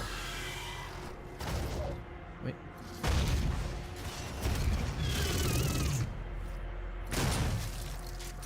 Hold on, which way am I supposed to be going here? Is there a way to get over there?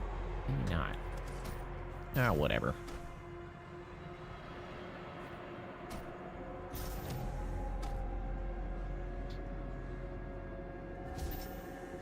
Oh, I double jumped early.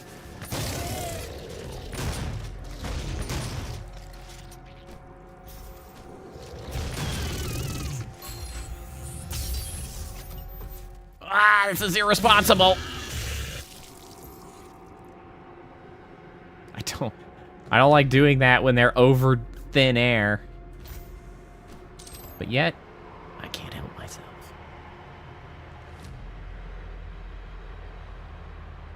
That is extremely specific to make them, like, change their blood color.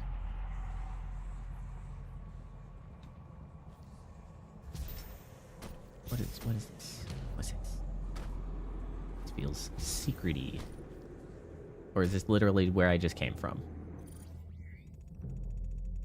Oh no, that's definitely not where I came from. Is the other way the secret-y? Maybe was I literally backwards?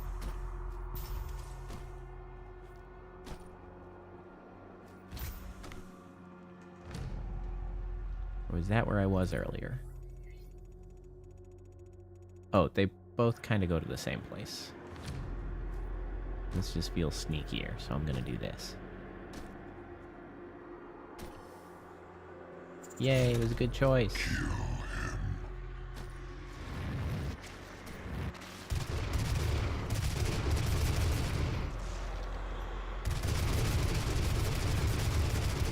Hey, look, a quad damage.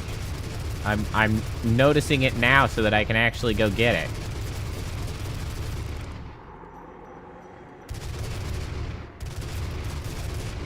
At an appropriate time. Alright, we're going in. Probably spawning a bunch of enemies. Yes? No? Yes? No?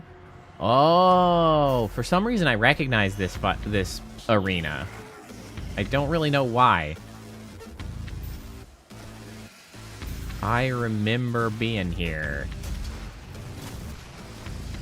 Give me that quad damage.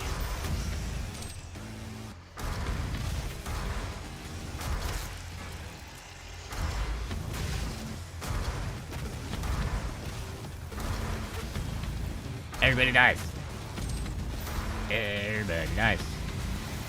Everybody dies. Everybody dies. Oh, I'm out of quad damage.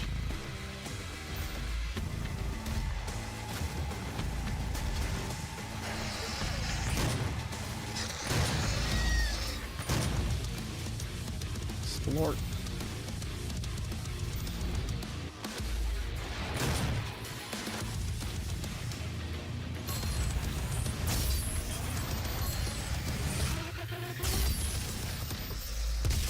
That was a shitty shot.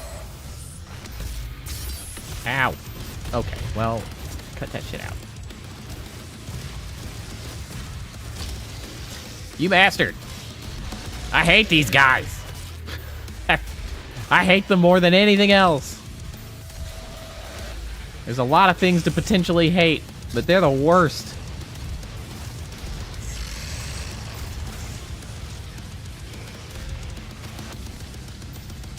I hate those even more than the invisible ones.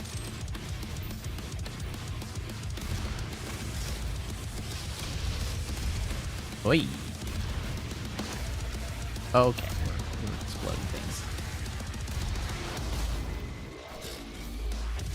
Oh, I see you there. Nice. Nice.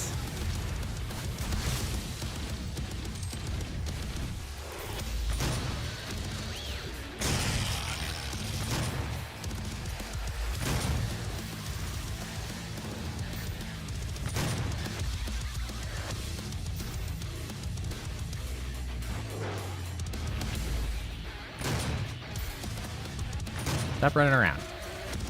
Chill. Chill.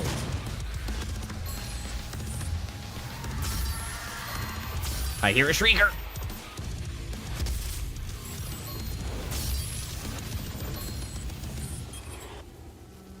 Okay.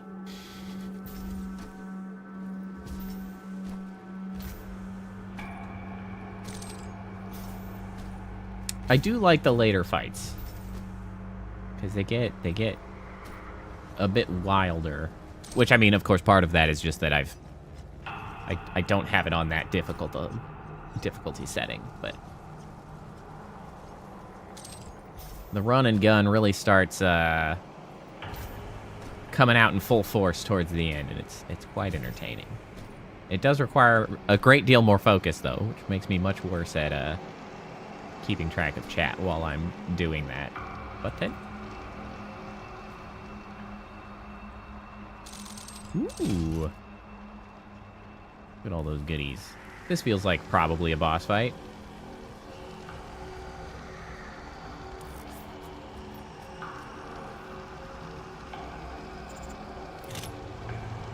Hacha! Kaboom!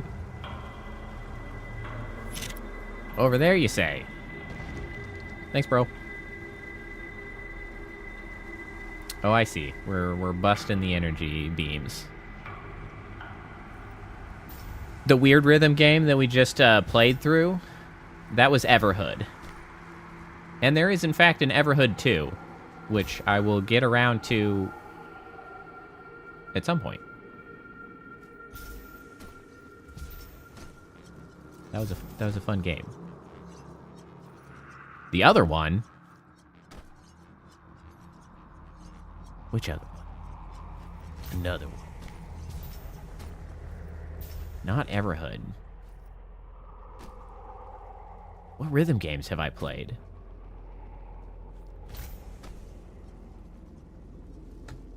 Wait, I noticed a button up here, didn't I? Is that what I need? What? Yeah, that's that one. The other one. Oh, Metal Hellsinger. Yeah, that one. Also an excellent game. Very much in keeping with sort of Doom's aesthetic, at least.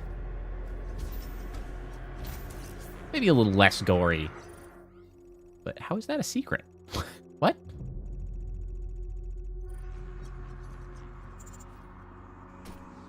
I guess that's how I was expected to get here. I did it the secret way. Okay. Must not be allowed to free them. Lord.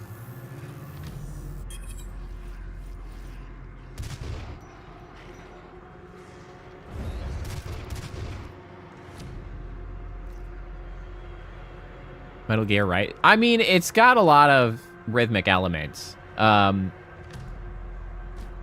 Sekiro, sort of similarly. Is that the one with the demon train?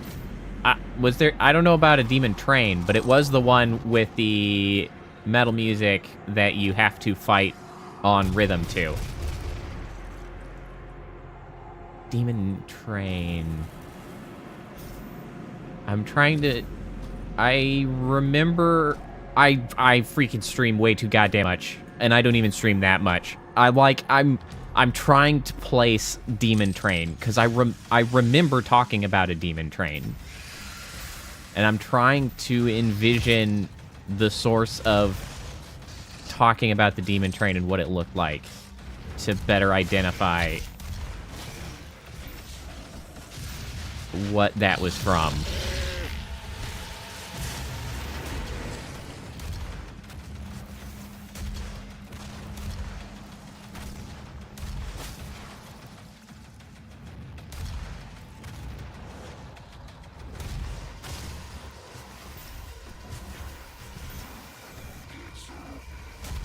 Well, there was the asts and the bunts. That was certainly not a rhythm game. Nor was it a demon train. That was Final Fantasy VIII. That one I can remember.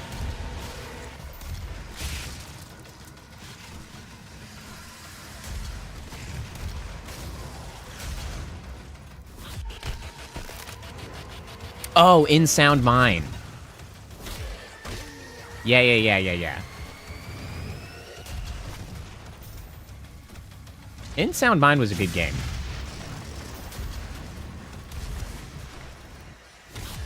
I enjoyed that. That one was... Did a demon's head get some? Entirely possible. I'm running out of ammo on this. You know what? This feels good. There's... Oh, I didn't mean to hit you.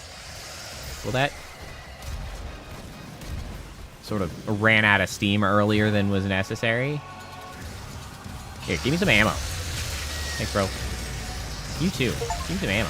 Thanks, bro.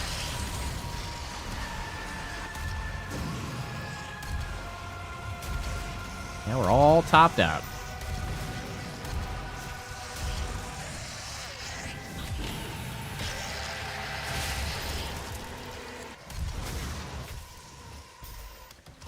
I really did try to record that song from In Sound Mind. Use nothing but the chainsaw. Alas, there is simply no way to have enough fuel for that. I'm sure there's a mod for it, though.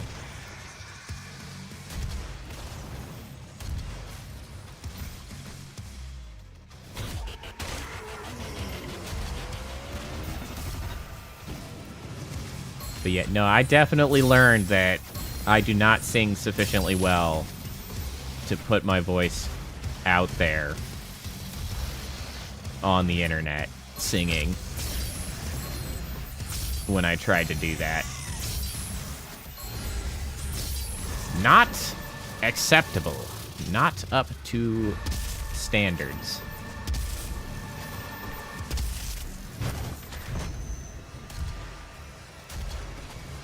It's just, it wasn't good enough, is really what it comes down to. Like, I can sing acceptably, it just wasn't very good.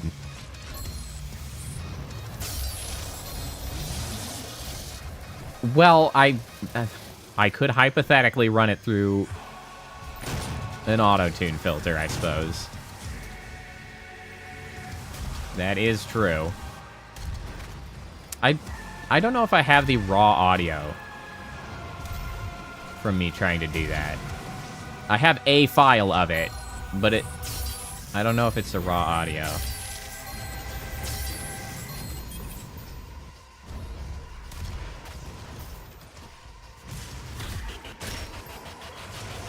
Whole $20. $20 ain't gonna cut it.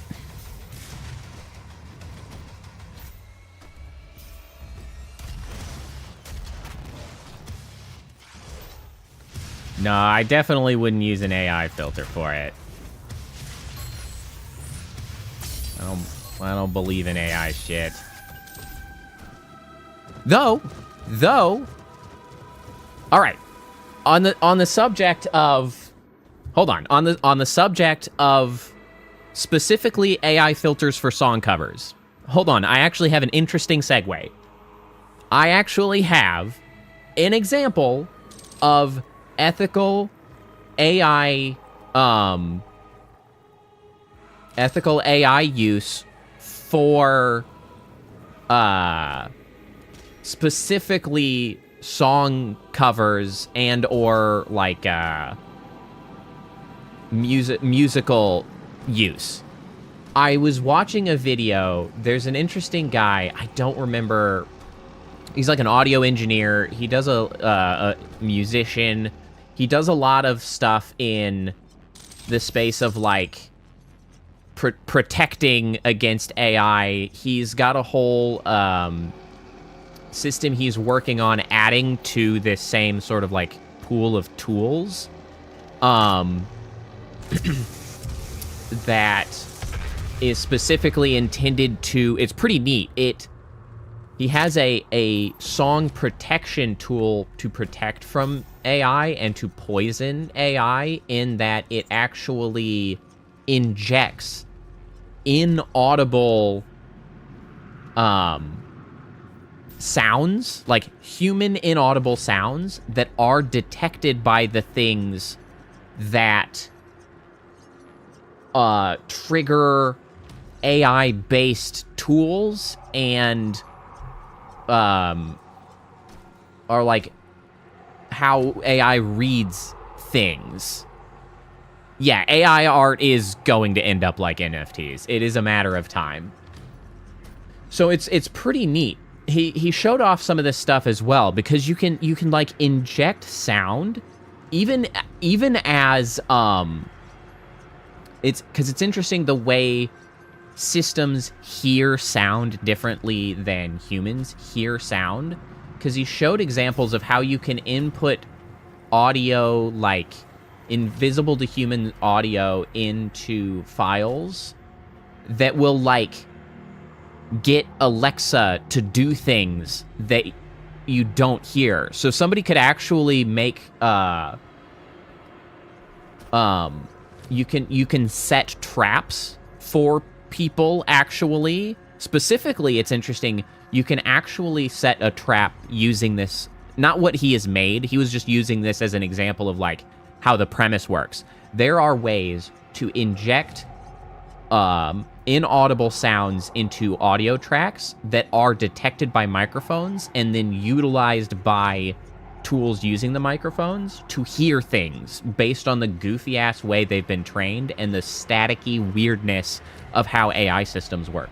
So it's possible that you can send a file to someone to be like, hey, like, for instance, there's a way to be a bad actor and send a file to, like, a streamer that you know plays their audio aloud and has an Alexa or something. You could send them, and it could be a normal audio file and like, oh, hey, check out this song. I made it. It's you know, copyright free. Go, like, I'd love it if you'd play it. And you play it, and there's a hidden audio that asks Alexa what your location is, so that it can actually, without being heard, just trigger Alexa to start talking about where Alexa is and give the address of a location audibly, because it hears invisible noises that cause you asked me a thing. But anyway, so this guy's cool. He does stuff like this. He actually has an AI tool that is specifically AI stuff trained on individual singers who are on this website and get royalties when their voice is used. And more specifically, you can go on there, you can search through these artists and be like, ooh, I really like this one. You can pull the song, you can record this. You record their voice to your music, and actually before it gets approved, it has to be sent to the artist. Oh, well, that's weird. I don't think I actually did that. I think it was probably YouTube. I assume. And so you can get an artist's voice, you can put it to a song, you have to send them the song. They then approve the song, so you can't get them to, like, say stuff that they are against. Like, you can't get them to sing songs that talk about, like, horrible shit. They can reject songs. And then once that song goes out, they get directly royalties for their use, their voice having been used on the song. It's legitimate, ethical use of AI, because the artists are directly connected in how the system works. They were involved in the training of their voice,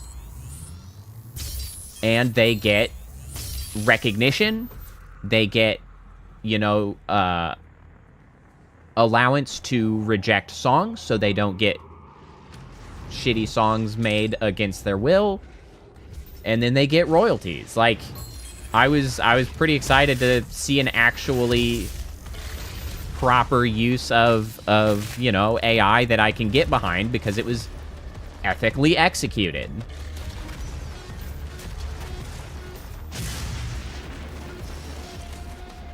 I wish I remembered the website that it was on, but I do not. I could pretty easily find it, actually. After this fight, maybe I'll go grab the YouTube channel, and then I'm sure he's got it in the description.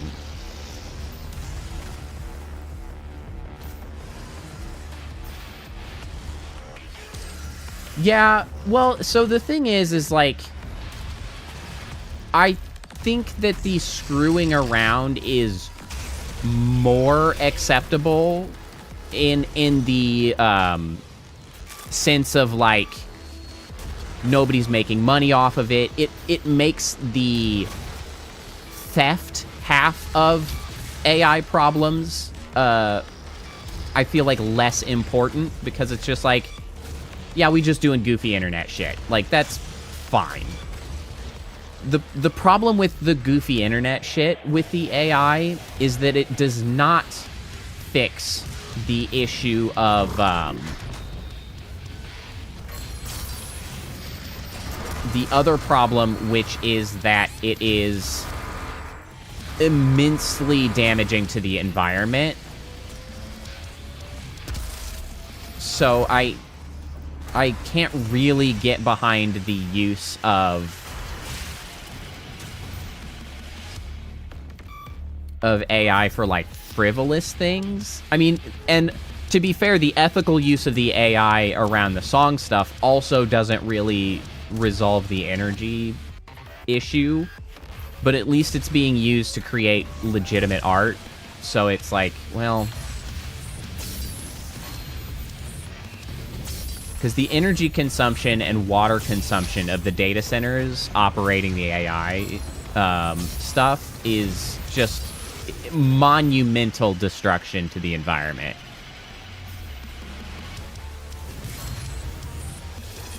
Whoops. Suddenly I'm here.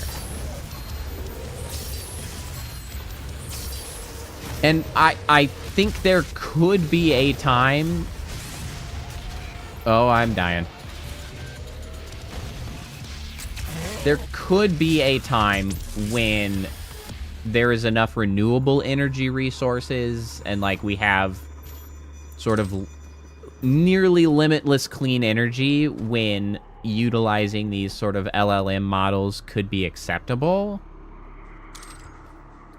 But as it stands, it's just damaging, and it's wasting water, and it's wasting energy, and it's burning fossil fuels, and it's bad.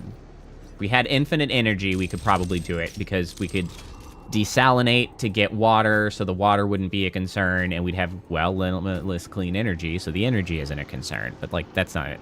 It's not where we're at.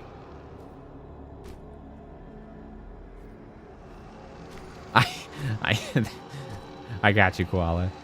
Did I see the robot freaking out at the programmer? I don't know. The main AI talking to programmer that I recall is the one where he was claiming that the AI was claiming that it was sentient, and he was like, wow, it says it's sentient. And it's like, okay, yeah, but, like, of course it will. Well, we don't necessarily even need the dices here. If we could figure out the fusion energy shit, that would also be an excellent solution. We could get ourselves some fusion energy. Honestly, even if we had leaned heavily into nuclear, that would be acceptable. But I digress. Oh, you're looking great. So much. Oh, Koala. Of course. We could use all the AI we wanted if we just tapped into hell to get their energy. Doom has taught us so much. Doom has the solution right in front of us.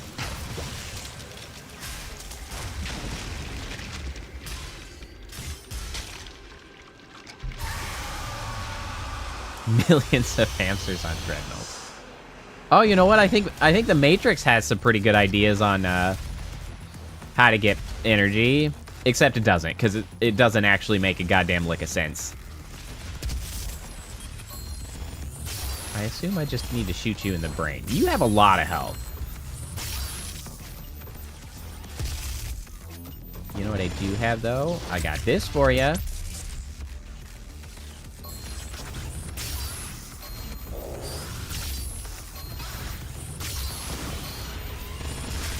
Oh, you're upside down now.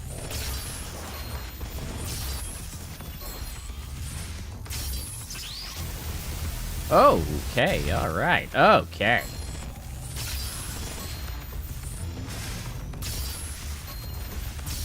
Ooh, you skittering little bastard.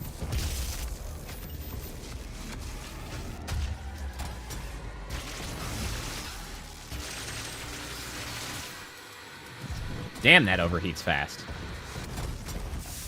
Ooh, ooh, ooh, I see, I see.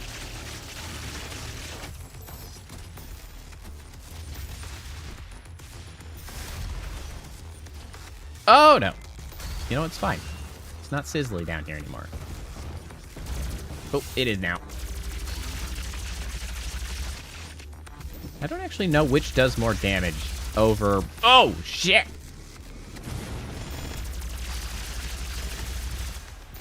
Oh, hey, Sea Weaver. Ooh, no. Oh, no. Oh, no. This certainly does it slower, but is it... Oh, man. I should pay attention to what I'm doing.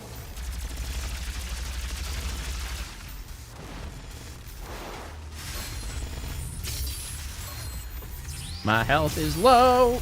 Oh, shit. It's even lower now. Could you spit out... Ooh, thank you. You spat out some health. Shit. What weapon should I use now?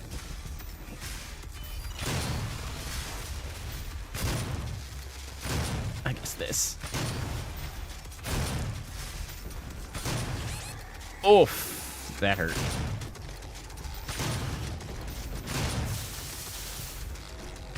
I'm out of all the good stuff.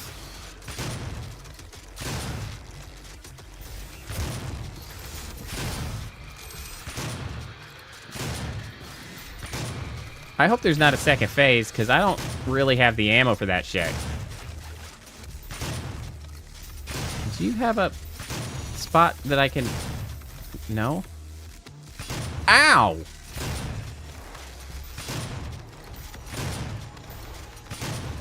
Could you... Excuse me. Could you... Thank you.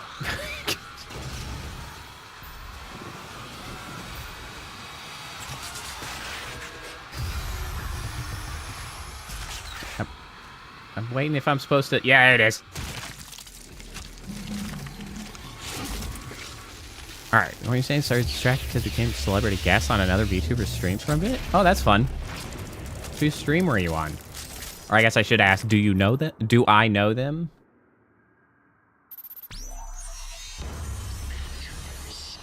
Not the tether! I know that when I say that, it usually means I get around to. Malo? Cool. I don't think I know them, but that's awesome. It's over. You stopped the invasion and Hey. closed the portal. But it's come at a price. Argent, Vega, this entire operation. You see, I've watched you work. Come to understand your motivation. Oh, do you? You think the only way is to kill them all. Yeah. Leave nothing behind. Yep. And you may be right. I am right. But we can't just shut it all down. We can. Without Argent And we will. it will be worse. I don't expect you to agree. But with this, Well, that's fun. we can Well, I guess in continue happy our birthday to work. Snowy. I am not the villain in this story. Yes, you are. I do what I do because there is no choice. You do what you must because you can? Our time is up. Okay, I GLaDOS. can't kill you, but I won't have you standing in our way Cool sword. until we see each other again.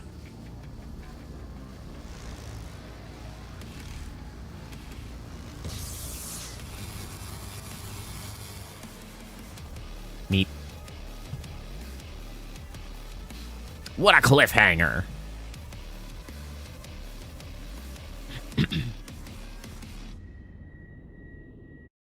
What a cliffhanger.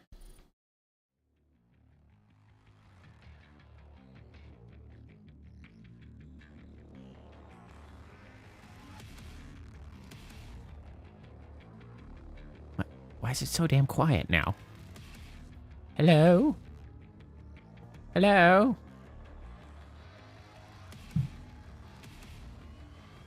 The credits are excellent. This is some sick-ass credit work. Fun game. Great game. I think it is a worthy successor to the original Doom. I think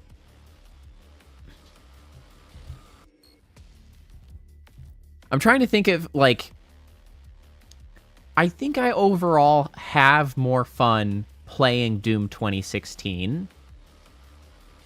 But I kind of feel like original Doom is the better game. I think original Doom impresses me significantly in that even now, having gone to play it with no nostalgia for it, it was still a good game. And that is very, very impressive. It's like, this has so many benefits of being newer, looking much more polished, decades of game design, like, learnings.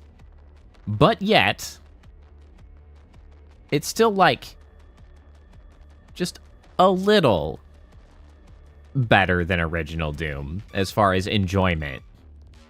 And I feel like it did have a few things added into it that were negatives that didn't need to be there and are sort of cruft of modern game design. I've mentioned the level design, I think, is a little bit too predictable. Though the environment design is very, very good. The level layout design is a little predictable, as it often is in FPSs. I think its introduction was a little bit slow in comparison to the original Doom.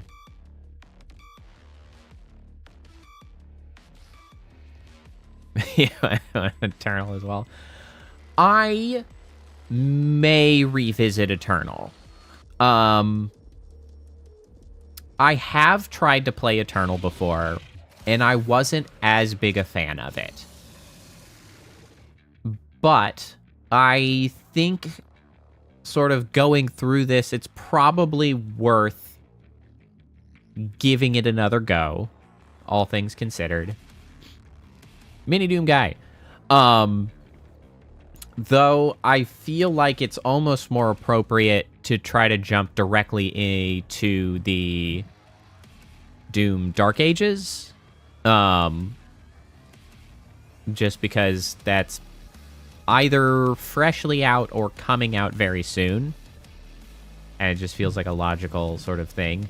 Though, having said that, I will probably take at least a little bit of a break from Doom, since we've done 2 Doom games, right, back to back. I'll probably shift to doing the Final Fantasy IX play for a while. Final Fantasy IX is a long game, so that will likely take me several weeks. So we'll probably put in a few episodes of that, and then take a break on from that to maybe do some other things. Yeah, so that's sort of the interesting thing about that, Koala, right? Like, that is always the challenge in it's the 16th. in trying to identify the correct time to play new games, right? But it's like, because you kind of want to be playing new stuff, but so many people want to, and appropriately so, like, experience games for themselves. That's a thing that I too like to do. So honestly, that's a reasonable reason to delay doing the Dark Ages much later, just because I don't want to end up stepping on everybody who would want to play it, and so then they obviously, you know, like, they don't show up to watch, because, like, why would they want to play it. So yeah, I haven't decided when I'll touch on that. Who knows? I think I will be taking at least some degree of a break from Doom for a little while. First and foremost, this Thursday will be a Unity work stream, because Scobalt's got to the 128 Void Orb mark, so Scobalt's needs to get their community bit upgraded. So I'm going to work on that Thursday. And then I think with whatever potential time I have left over, if it doesn't take too long to do that update, I will probably go on to maybe work on the logo on stream, because I've been working on coming up with a new logo. It seems reasonable to then work on that on stream after working on the community bit. I've been a little bit hung up on the font to use for the text, because this is current logo, you know, directly above me, which is still a good logo, but I don't feel like it necessarily sort of like matches the vibe of the channel anymore, because we've sort of shifted a little in theming, just a little bit. I don't feel like we are a pure sort of tech theme at this point. We've moved into the Eldritch. I wouldn't say outdated, because there's nothing about it that is like old or strikes as, you know, like, oh, that's not up to date. It's just it has diverged from the theming and, you know, character we try to... I use that term, of course, so loosely, right? Because we're not exactly a heavy-themed, character-based VTubing stream. I don't take that shit very seriously, obviously. But, you know, I like to have it consistent. We've gone the Eldritch intelligence route rather than AI, partially because of how much I dislike the current use of AI things, so I don't really want to be associated directly with that. So we had to pivot just a little bit to get away from that. And so yeah, so like that's like straight pure tech punk style. And like it's just I don't think that necessarily matches. So I'm working on a new one. We'll see how it goes. It's a challenge, because I am only half of a designer most of the time. I'm just kind of making it up as we go. But yeah, so that's what we will be doing on Thursday. Saturday, I don't believe I will be streaming. Saturday, I've got a party to go to. I've got a party for a friend who has graduated with their master's degree, so we are going to celebrate their success and progress on that front. So I'll be here. Plus, it's like Mother's Day, so then, you know, we'll do the party, then we'll go see the mothers, blah, blah, blah, Mother's Day, blah, all that stuff. And so Saturday, I won't be here. So that'll kind of close out the week, essentially. And then next week, we'll probably do some Final Fantasy IX. And move into some non-Doom related topics for a little while. Get back to doing the variety stream things. And, try our hand to see if we can bring in more of the old guard who have fond memories of Final Fantasy IX. Because, those old Final Fantasies are effective tools to potentially pull in new folks who are looking to wander down memory lane, just as we are. Because again, we only played Final Fantasy IX the once, like what seems like an eternity ago, and I don't really remember it very well. So we're kind of going back through it as a somewhat first playthrough because we don't remember it well. And that, of course, is with my sister Kappa. Kappa will be sidecarring, not really playing, obviously, single player game. But then she'll tag along and we'll discuss ye oldies. Speaking of like RPGs and multiplayer, especially of the old sort, especially Star Ocean 2, but several other games. Do any of you that were around those times and played those games, assuming any of you are here, that are in fact old enough to remember those days? I always remember all of the like little rumors of ways to get like multiplayer to work in those games, or old video games and rumors were some of the like wildest stuff. For instance, I remember Final Fantasy VII especially.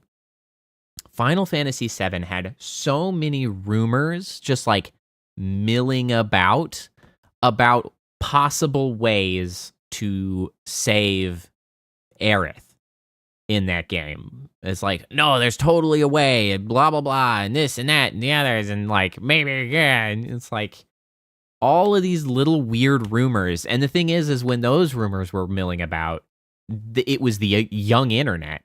So there just wasn't the same ability to sort of validate the stuff like that may or may not have been true. Can you mod it? Not that I know of. Not as far as multiplayer goes, like Star Ocean, like Final Fantasies. Not that I know of. I don't think there's any ways to mod it. And as far as Final Fantasy VII and not having Aerith die, you can mod it so that she's still in the party. But I always remember all those weird old internet rumors where you would like hear just weird stuff from like old forums that just sort of like chime in and have no validation, and they weren't videos. They were just somebody listing this. Oh yeah, if you level up this and you go to this area and you open up this box, and then you take it over here and you press the A button 5 times. Well, it's kind of like the old rumors around even Pokemon, right? And it's like old rumors were that like if you mash the B button while you're trying to capture a Pokemon, you have a better chance. And it's like nobody could validate it. Like there wasn't the infrastructure of people interested on the internet to like do the data or record things. It was just like you had your Game Boy and like you saw a thing on the internet and you're like, well, maybe, right? Maybe. I guess I guess I'm going to keep doing it cuz like it could work.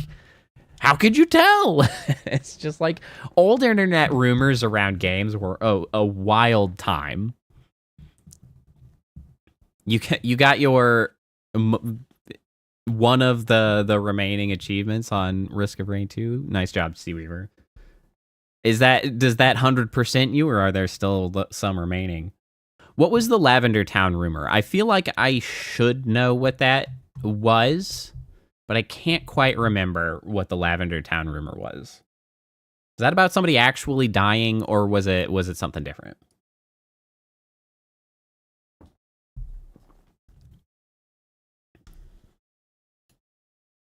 But man, old internet times were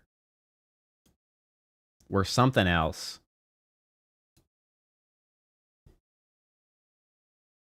It's just the laziness. Man, I have so few games that I make it to 100%. I just can't be bothered. It would be the original Pokemon's Lavender Town, not Has Been Hotel. I've never actually seen Has Been Hotel. I hear good things, but I have not sought it out. Ah. Hey, Lavender Town's music was creepy. There's no denying that. Don't worry about it, we're talking about some old ass rumors. You gotta be a real old one to remember a lot of this stuff. I've been playing games a long time. I don't even remember where I would get some of these rumors. These are like the level of rumors that like somehow spread despite like a lot of people not even being on the internet. Like you'd hear it from friends like at school, and who knows where they heard it from, but like there's an incredible amount of like consistent rumors about these old games that like so many people got sort of like word of that, like it had to have been a little bit spread by the internet somehow, even though it was way early internet times. But it was crazy. First game with Donkey Kong Country 2. So the first game that I owned was Super Mario World with a Super Nintendo.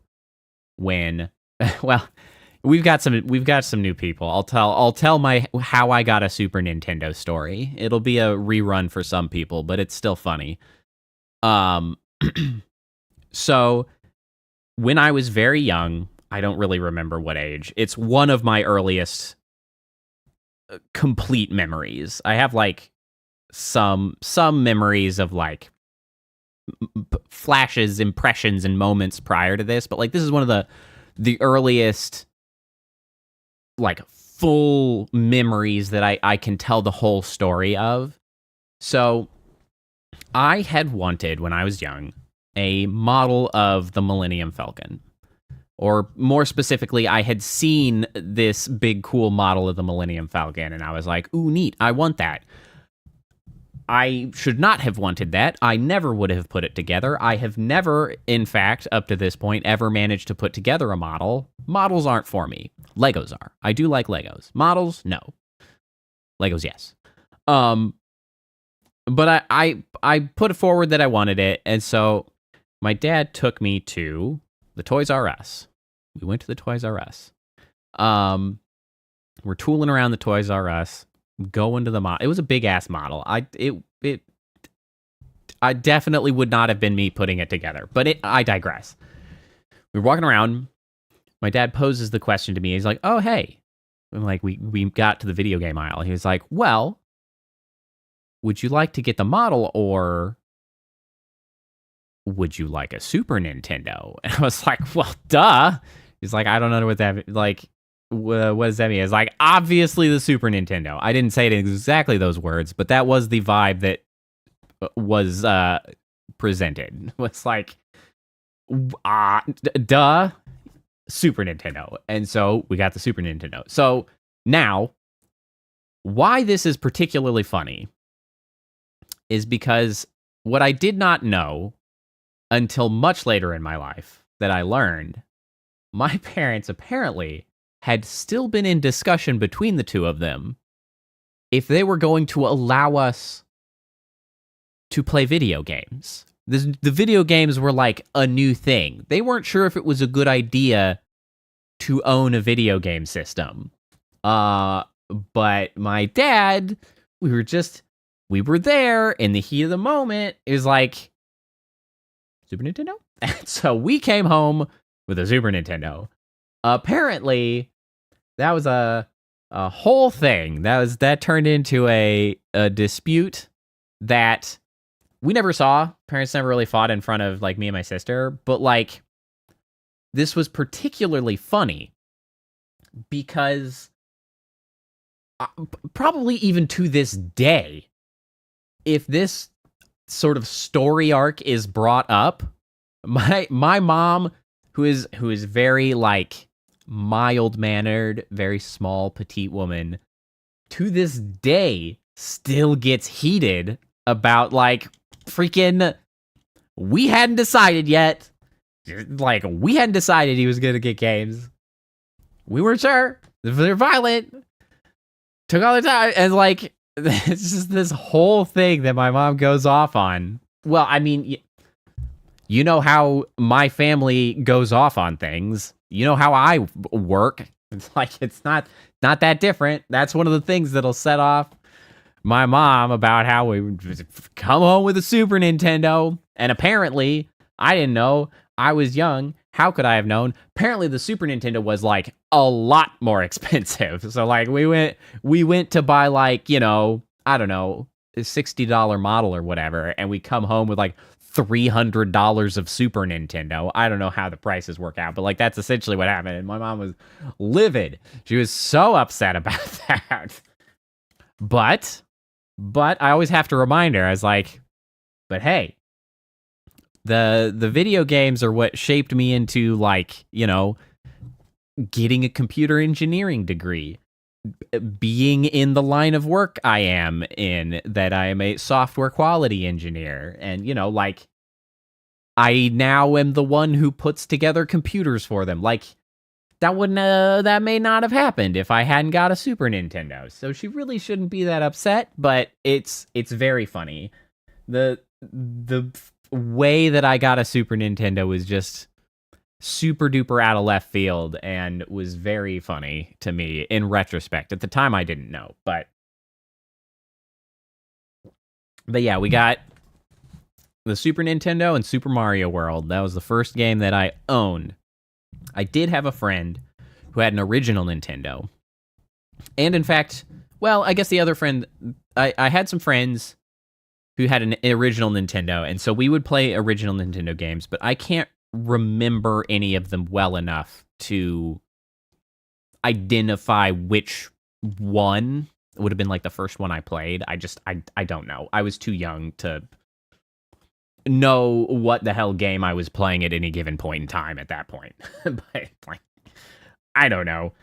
But yeah, the Super Nintendo, I remember weird Super Nintendo games. I remember Super Mario World, obviously. I still have that Super Mario World. I remember Cool Spot, which literally a 7-Up video game. I remember The Lion King. I remember Aladdin. I still think I have Aladdin, too. The Aladdin game. I remember a game called Bob, B-O-B, which was kind of like a Metroid clone, except a little more shooty focused, I guess. It was like a side-scroller. I remember that. I remember Mega Man X. I remember being very bad at Mega Man X. I was not good at that game. I remember Uniracers, another super weird game from my childhood, which was about racing unicycles, but like they were sentient unicycles. Nobody was on the unicycles. It just was the unicycles. Like,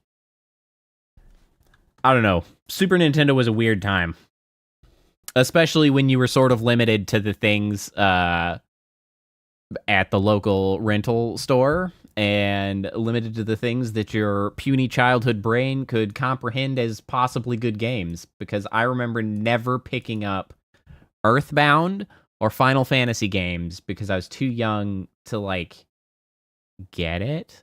I didn't. I would like look at the boxes and I'd be like, I don't know about that shit. I didn't say it that way in my head, but that was just like, I don't know about that. And like, I could go over here and play way weirder shit. Like that's my childhood with the Super Nintendo. Also, I just remembered that I wanted to look up who that was doing the more ethical voice AI for songs specifically.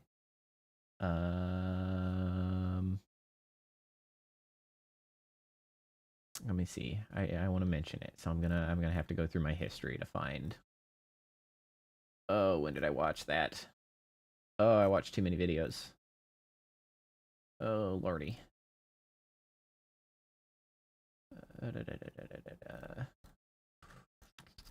It's been a while.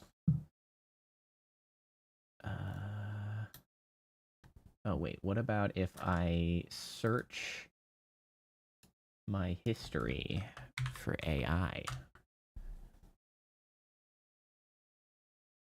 Digital Tar Pits. I think it was after I watched the Digital Tar Pits. Also cool. I've mentioned that before. About the whole Digital Tar Pits thing. Still cool. And I think it starts with Brent. No. What if I limit it to B? I think his name starts with B. Oh, that's not a helpful search at all. That's not gonna do it at all.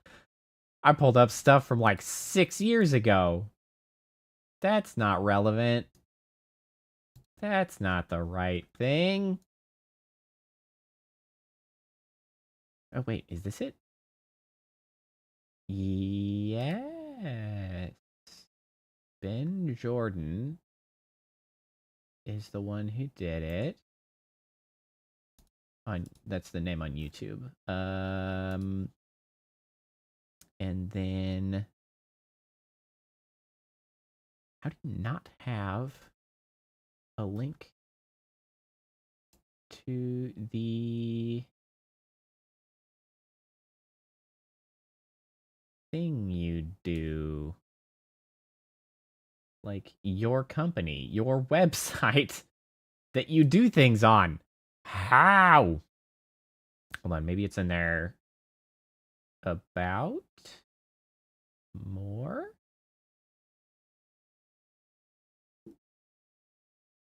I don't understand why some YouTube channels are like this, where they obviously have a thing they do, like on the side, like they have a website. Oh wait, maybe if I follow their link tree.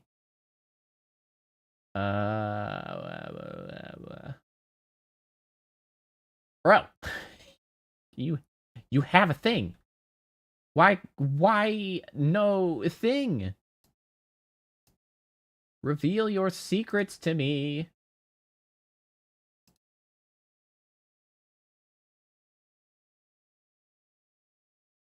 Well, I guess we'll just never know. I guess we'll never know. Unbelievable. How? Oh, wait. Whoa. There's the name. There's the name. I found it. I think it's Top Set Labs? Top Set Labs. I found it. Top Set Labs. If... Oh, wait. Hold on. Okay. Well, that's the, like, parent website.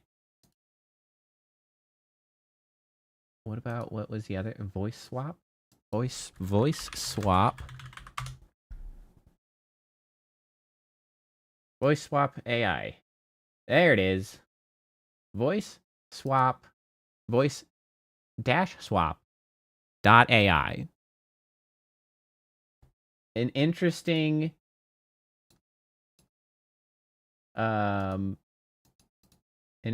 place to check out if you are looking to make some music and use voices to make said music. It is more ethical AI. There's still the environmental impacts, but it is more ethical AI in order to use voices to supplement music, because the artists are directly involved, have final say on whether you get to go forward or not with your song, because you don't get to make them say shitty things, and ultimately you pay them. Like they get paid. So it's neat. I appreciate more ethical AI use than less ethical AI use. It can be done. Whether it should be done is a valid question because of the whole environmental impacts, but it can be done. So I guess a shout out to people who are not awful people. Hooray. Check that out. With that though, we are closing out a little bit early today, but well, we have ripped and torn until we were done, and now we are done. Although, since we are a little early, and we've got folks still hanging out here, I'm curious to see and try if I can actually do a YouTube redirect. So let me see if I can identify if anybody is playing Doom Eternal. Ripped and tore our ACL. Yeah, it do happen sometimes. Is anybody playing? Specifically, are there any potentially AI? Not AI. I've said that too much. Like VTuber folks playing that I could hypothetically redirect to, as long as they accept redirects.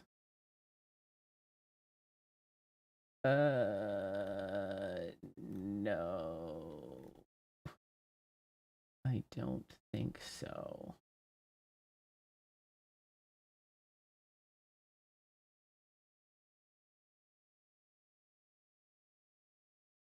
I don't think so. This is the problem with the redirects, man. They're just hard to do. What about Doom 2016? Anybody playing that currently live? Anybody? Yes. Thank you. Don't worry. I appeared at the top of the list. I myself am hypothetically live playing Doom 2016, which I guess I am kind of live doing that, but we have completed that, so only sort of. Thank you, YouTube.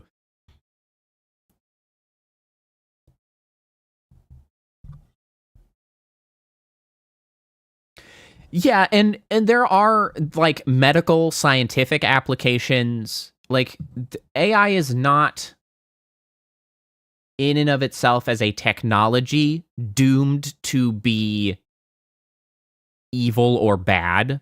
The problem with AI is primarily the social and economic structures around them that is poisonous, because it is currently simply trying to be utilized in a way to remove a lot of creative jobs, so that they can be done cheaper and for free. Yeah, I see a couple people. Yeah, one is me. One is me.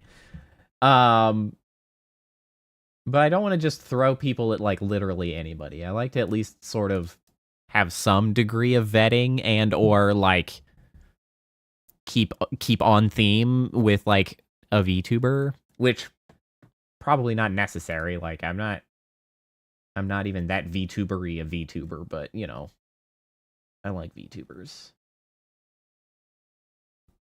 Ain't nobody playing Doom. I guess that's why I got some new people to watch while I was playing Doom, because, well, nobody's out here playing Doom, which is kind of surprising to me because of the fact that, like, the Dark Ages is coming up. It feels like the right time to be playing Doom games. Like, this was shockingly timely. Oh, yeah.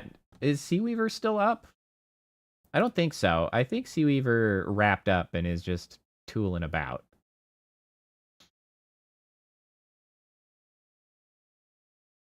I could, I guess, check through some of these people that I follow. What are people doing? Well, they're playing D&D. That, or, well, some tabletop. That is very different from what we are doing here. What are people doing? That's PC building simulator. Hold on. What are my subscriptions? Who's doing what? Batman, Planet Zoo, Minecraft.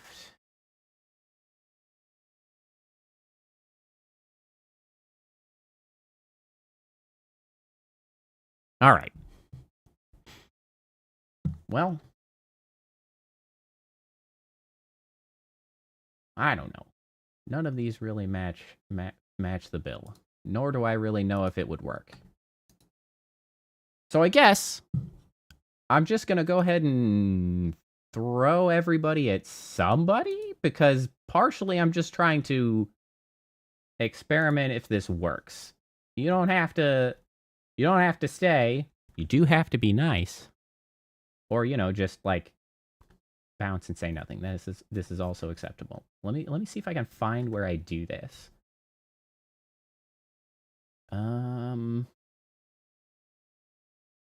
We're just experimenting. Welcome to the experiment stream.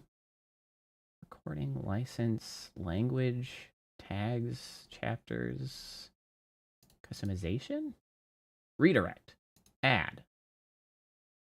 Videos from other channels.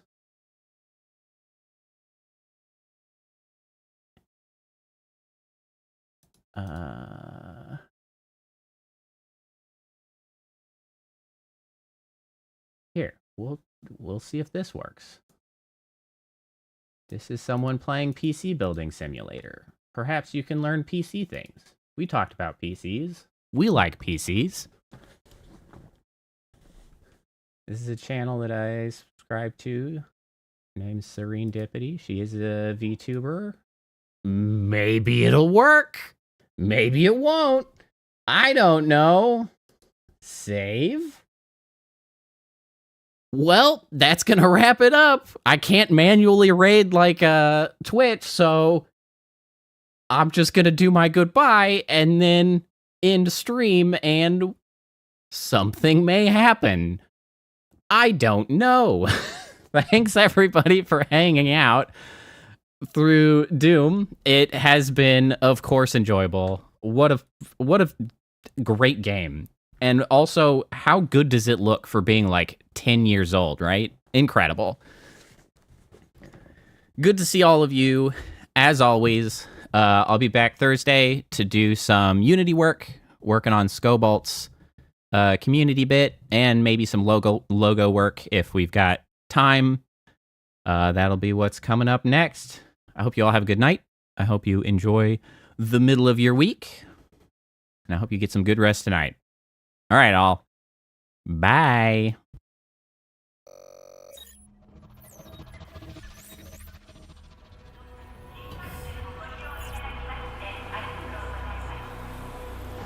Initiating goodnight sequence. Dispersing appropriate dosage of compound 347. Initiating phase 1 of memory calibration. This won't hurt a bit.